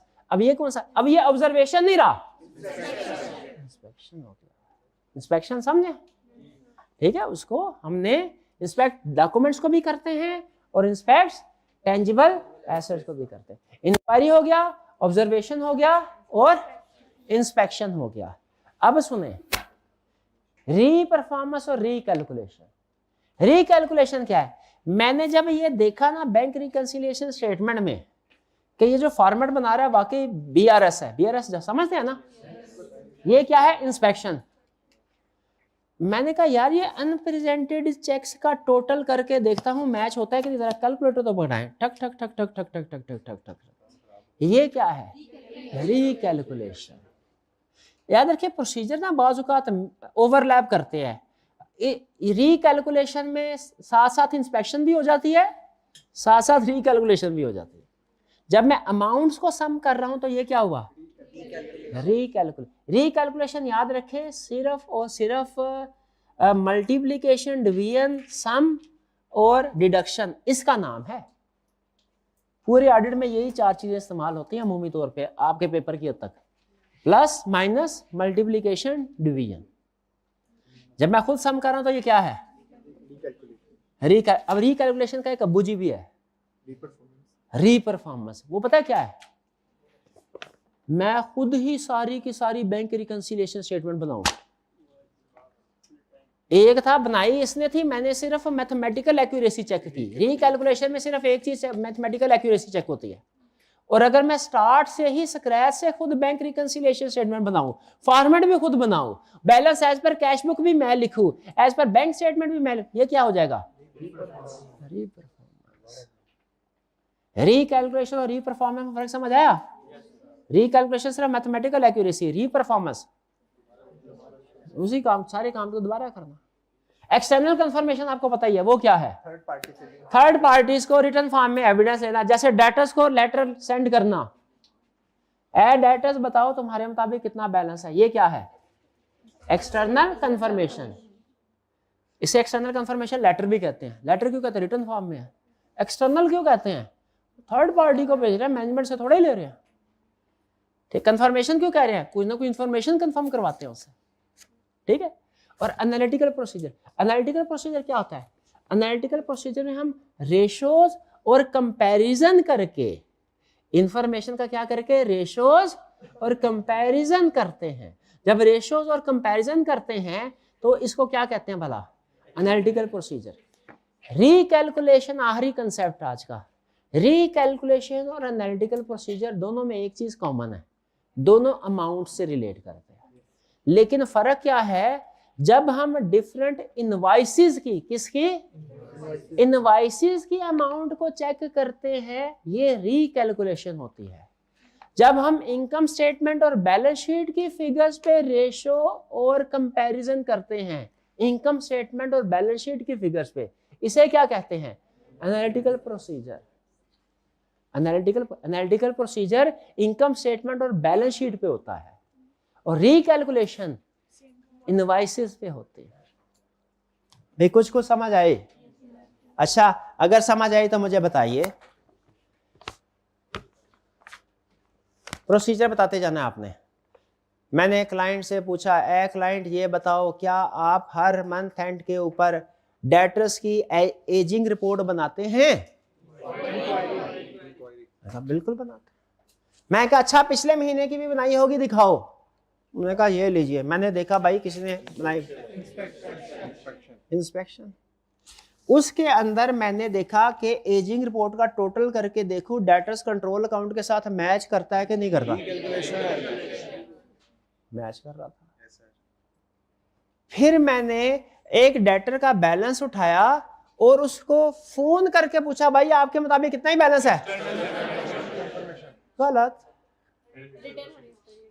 एक्सटर्नल कंफर्मेशन तो रिटर्न होती है, ये इंक्वायरी में आएगा। हालांकि ज्यादातर इंक्वायरी इंटरनल होती है, लेकिन एक्सटर्नल भी समझ रहे हैं। एक्सटर्नल कंफर्मेशन, हम पूरा नाम इसका एक्सटर्नल कंफर्मेशन का पता है क्या है? External confirmation letter. समझ रहे हैं? ये हो गया। अच्छा आप मुझे ये बताइए, मैंने क्लाइंट से पूछा भाईजान इस दफा आपने बैंक से लोन लिया नया? उसने कहा सर लिया है। क्या है? इंक्वायरी।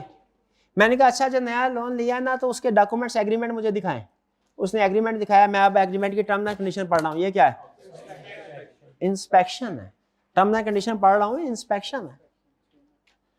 मैं कहा अच्छा ये जो लोन की अमाउंट बैलेंस शीट में आ रही है ना, इंटरेस्ट रेट 10% है। लोन तरीका वारदात जरा सुनिएगा। लोन की अमाउंट बैलेंस शीट में आ रही है 1 मिलियन, रेट ऑफ इंटरेस्ट 10% है। मैंने कहा जरा 1 मिलियन पे 10% रेट लगा के देखूं 1 लाख ही इंटरेस्ट रिकॉर्ड हुआ है कि नहीं इनकम स्टेटमेंट में। ये कौन सा प्रोसीजर है? गलत। ये एनालिटिकल प्रोसीजर है। रिकैलकुलेशन तो बताया आपको इनवॉइसेस की कैलकुलेशन। जब हम इनकम स्टेटमेंट और बैलेंस शीट की अमाउंट्स पे रेशो कंपैरिजन प्रोसीजर परफॉर्म करते हैं, वो क्या कहलाता है? वो एनालिटिकल प्रोसीजर कहलाता है। डेप्रिसिएशन रेट 10% था। मैंने फिक्स एसेट पे 10% लगा के देखा डेप्रिसिएशन एक्सपेंस उतना ही आ रहा है कि नहीं। ये क्या है? Analytical procedure. क्लाइंट ने बोला सर हमने पूरे साल में 10,000 यूनिट बेची हैं, एक यूनिट जो है वो 10 रुपए का है। मैंने 10,000 को 10 से मल्टीप्लाई करके देखा सेल्स रेवेन्यू उतना ही रिकॉर्ड हुआ है कि नहीं। ये क्या है? Analytical procedure. सेल्स की अमाउंट वेरीफाई हो रही है। और अगर एक कस्टमर को इंडिविजुअल सेल इनवॉइस भेजी थी, मैंने उसको सेलेक्ट करके देखा जीएसटी सही कैलकुलेट हुआ है कि नहीं उसके ऊपर। यही कैलकुलेशन। क्यों? ये इनवॉइस लेवल पे आ गया हूं। समझे कि नहीं समझे? अब ये सारे प्रोसीजर में फर्क समझ आया? बैंक को लेटर भेजा, बैंक को कहा भैया बताओ आपने लोन दिया इस दफा इस क्लाइंट को? बैंक ने कहा जी बिल्कुल दिया है लोन। ये क्या है? External confirmation. समझ आया? ठीक है जी। जो एजिंग रिपोर्ट है, अगर सारी की सारी स्क्रैच से मैं एज ऑडिटर खुद प्रिपेयर करूं, क्लियर? तो 7 तरह के प्रोसीजर समझ आ गया आपको? हाँ। अब एक आखिरी बात सुन लें। ये प्रोसीजर कौन सा है? ये सातों प्रोसीजर चाहे तो रिस्क असेसमेंट में परफॉर्म कर लें, चाहे टेस्ट ऑफ कंट्रोल में परफॉर्म कर लें, चाहे सब्सटेंटिव, चाहे सातों करें, चाहे 6 करें, चाहे 5 करें, कोई रोक टोक नहीं है। मैक्सिमम ये प्रोसीजर है। किसी एरिया में आप 4 करेंगे, किसी में 5 करेंगे, किसी में 6 करेंगे, किसी में सातों के सातों करेंगे, कोई रोक टोक नहीं है।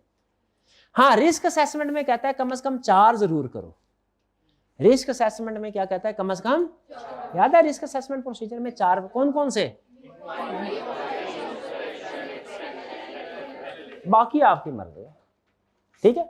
और एक कंसेप्ट और सुन लें, सब्सटेंटिव प्रोसीजर में सातों प्रोसीजर हो सकते हैं ना।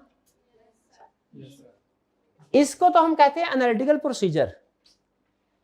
ये जो सारे प्रोसीजर है ना, ये 6 बाकी के, गौर से सुनिएगा, इनको कलेक्टिवली क्या बोला जाता है पता है आपको? Test of details. Test of details. इस सारे 6 के ग्रुप का नाम पता है क्या है? 6 के 6 टेस्ट ऑफ डिटेल्स। ठीक है। जब हम कहते हैं सब्सटेंटिव प्रोसीजर की वेरिफिकेशन में एनालिटिकल प्रोसीजर भी परफॉर्म कर सकते हैं, टेस्ट ऑफ डिटेल भी कर सकते हैं। क्लियर जी? भी कंसेप्ट समझ आ गए? अच्छा, डेफिनेशन में हो सकता है कोई 1-2 लफ्ज एक्स्ट्रा हो तो वो आपको पता है, वो फिर आपके रट्टे की मार है। कंसेप्ट समझ आ गया आपको? शाबाश। अब इसकी एग्जांपल्स भी मैंने आपको भी दे दी, शायद उधर भी कोई एक एक दो दो तीन तीन लिखी होंगी, आपने इनको पढ़ना है। कल इसका टेस्ट होगा कि क्या आपको डिफरेंट प्रोसीजर में फ़र्क पता है कि नहीं पता, ठीक है। अब कल नहीं, कल मतलब नेक्स्ट वर्किंग डे में आपको पता ना, हफ्ते में 5 दिन क्लासेस होंगी हमारी। हाँ, कल क्लास नहीं है, कल क्लास नहीं है, लेकिन कल आपको कुछ और होमवर्क मैंने आपके साथ शेयर करूंगा, व्हाट्सएप ग्रुप को चेक कर लेना आपने। कुछ चीज़ें मैंने आपके साथ शेयर करनी है, सारी चीज़ें रिकॉर्डिंग में थोड़ी हो जाएंगी, कुछ चीज़ें आपके LMS पे होंगी, कुछ चीज़ें आपको व्हाट्सएप ग्रुप में शेयर की जाएंगी, ऐसे ही है ना, वरना तो सारा कुछ रिकॉर्डिंग में चोरी हो जाए। जी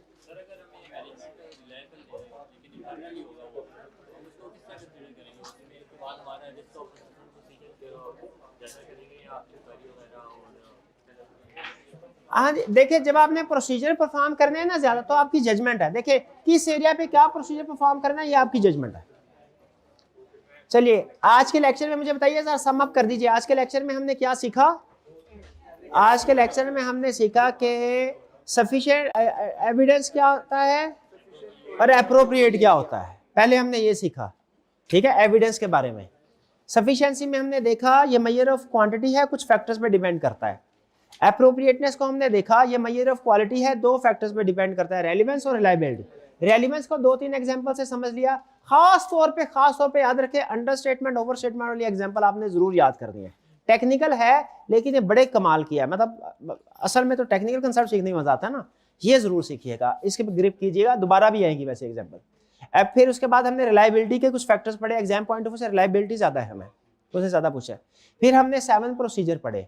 अच्छा याद रखिए, ये जो प्रोसीजर है ये रटे वाला है कंसेप्ट, इसको रटा लगाइए, बल्कि आज का सारा कुछ ही समझ लीजिए लगभग रटे वाला है, सिवाय इस कंसेप्ट के।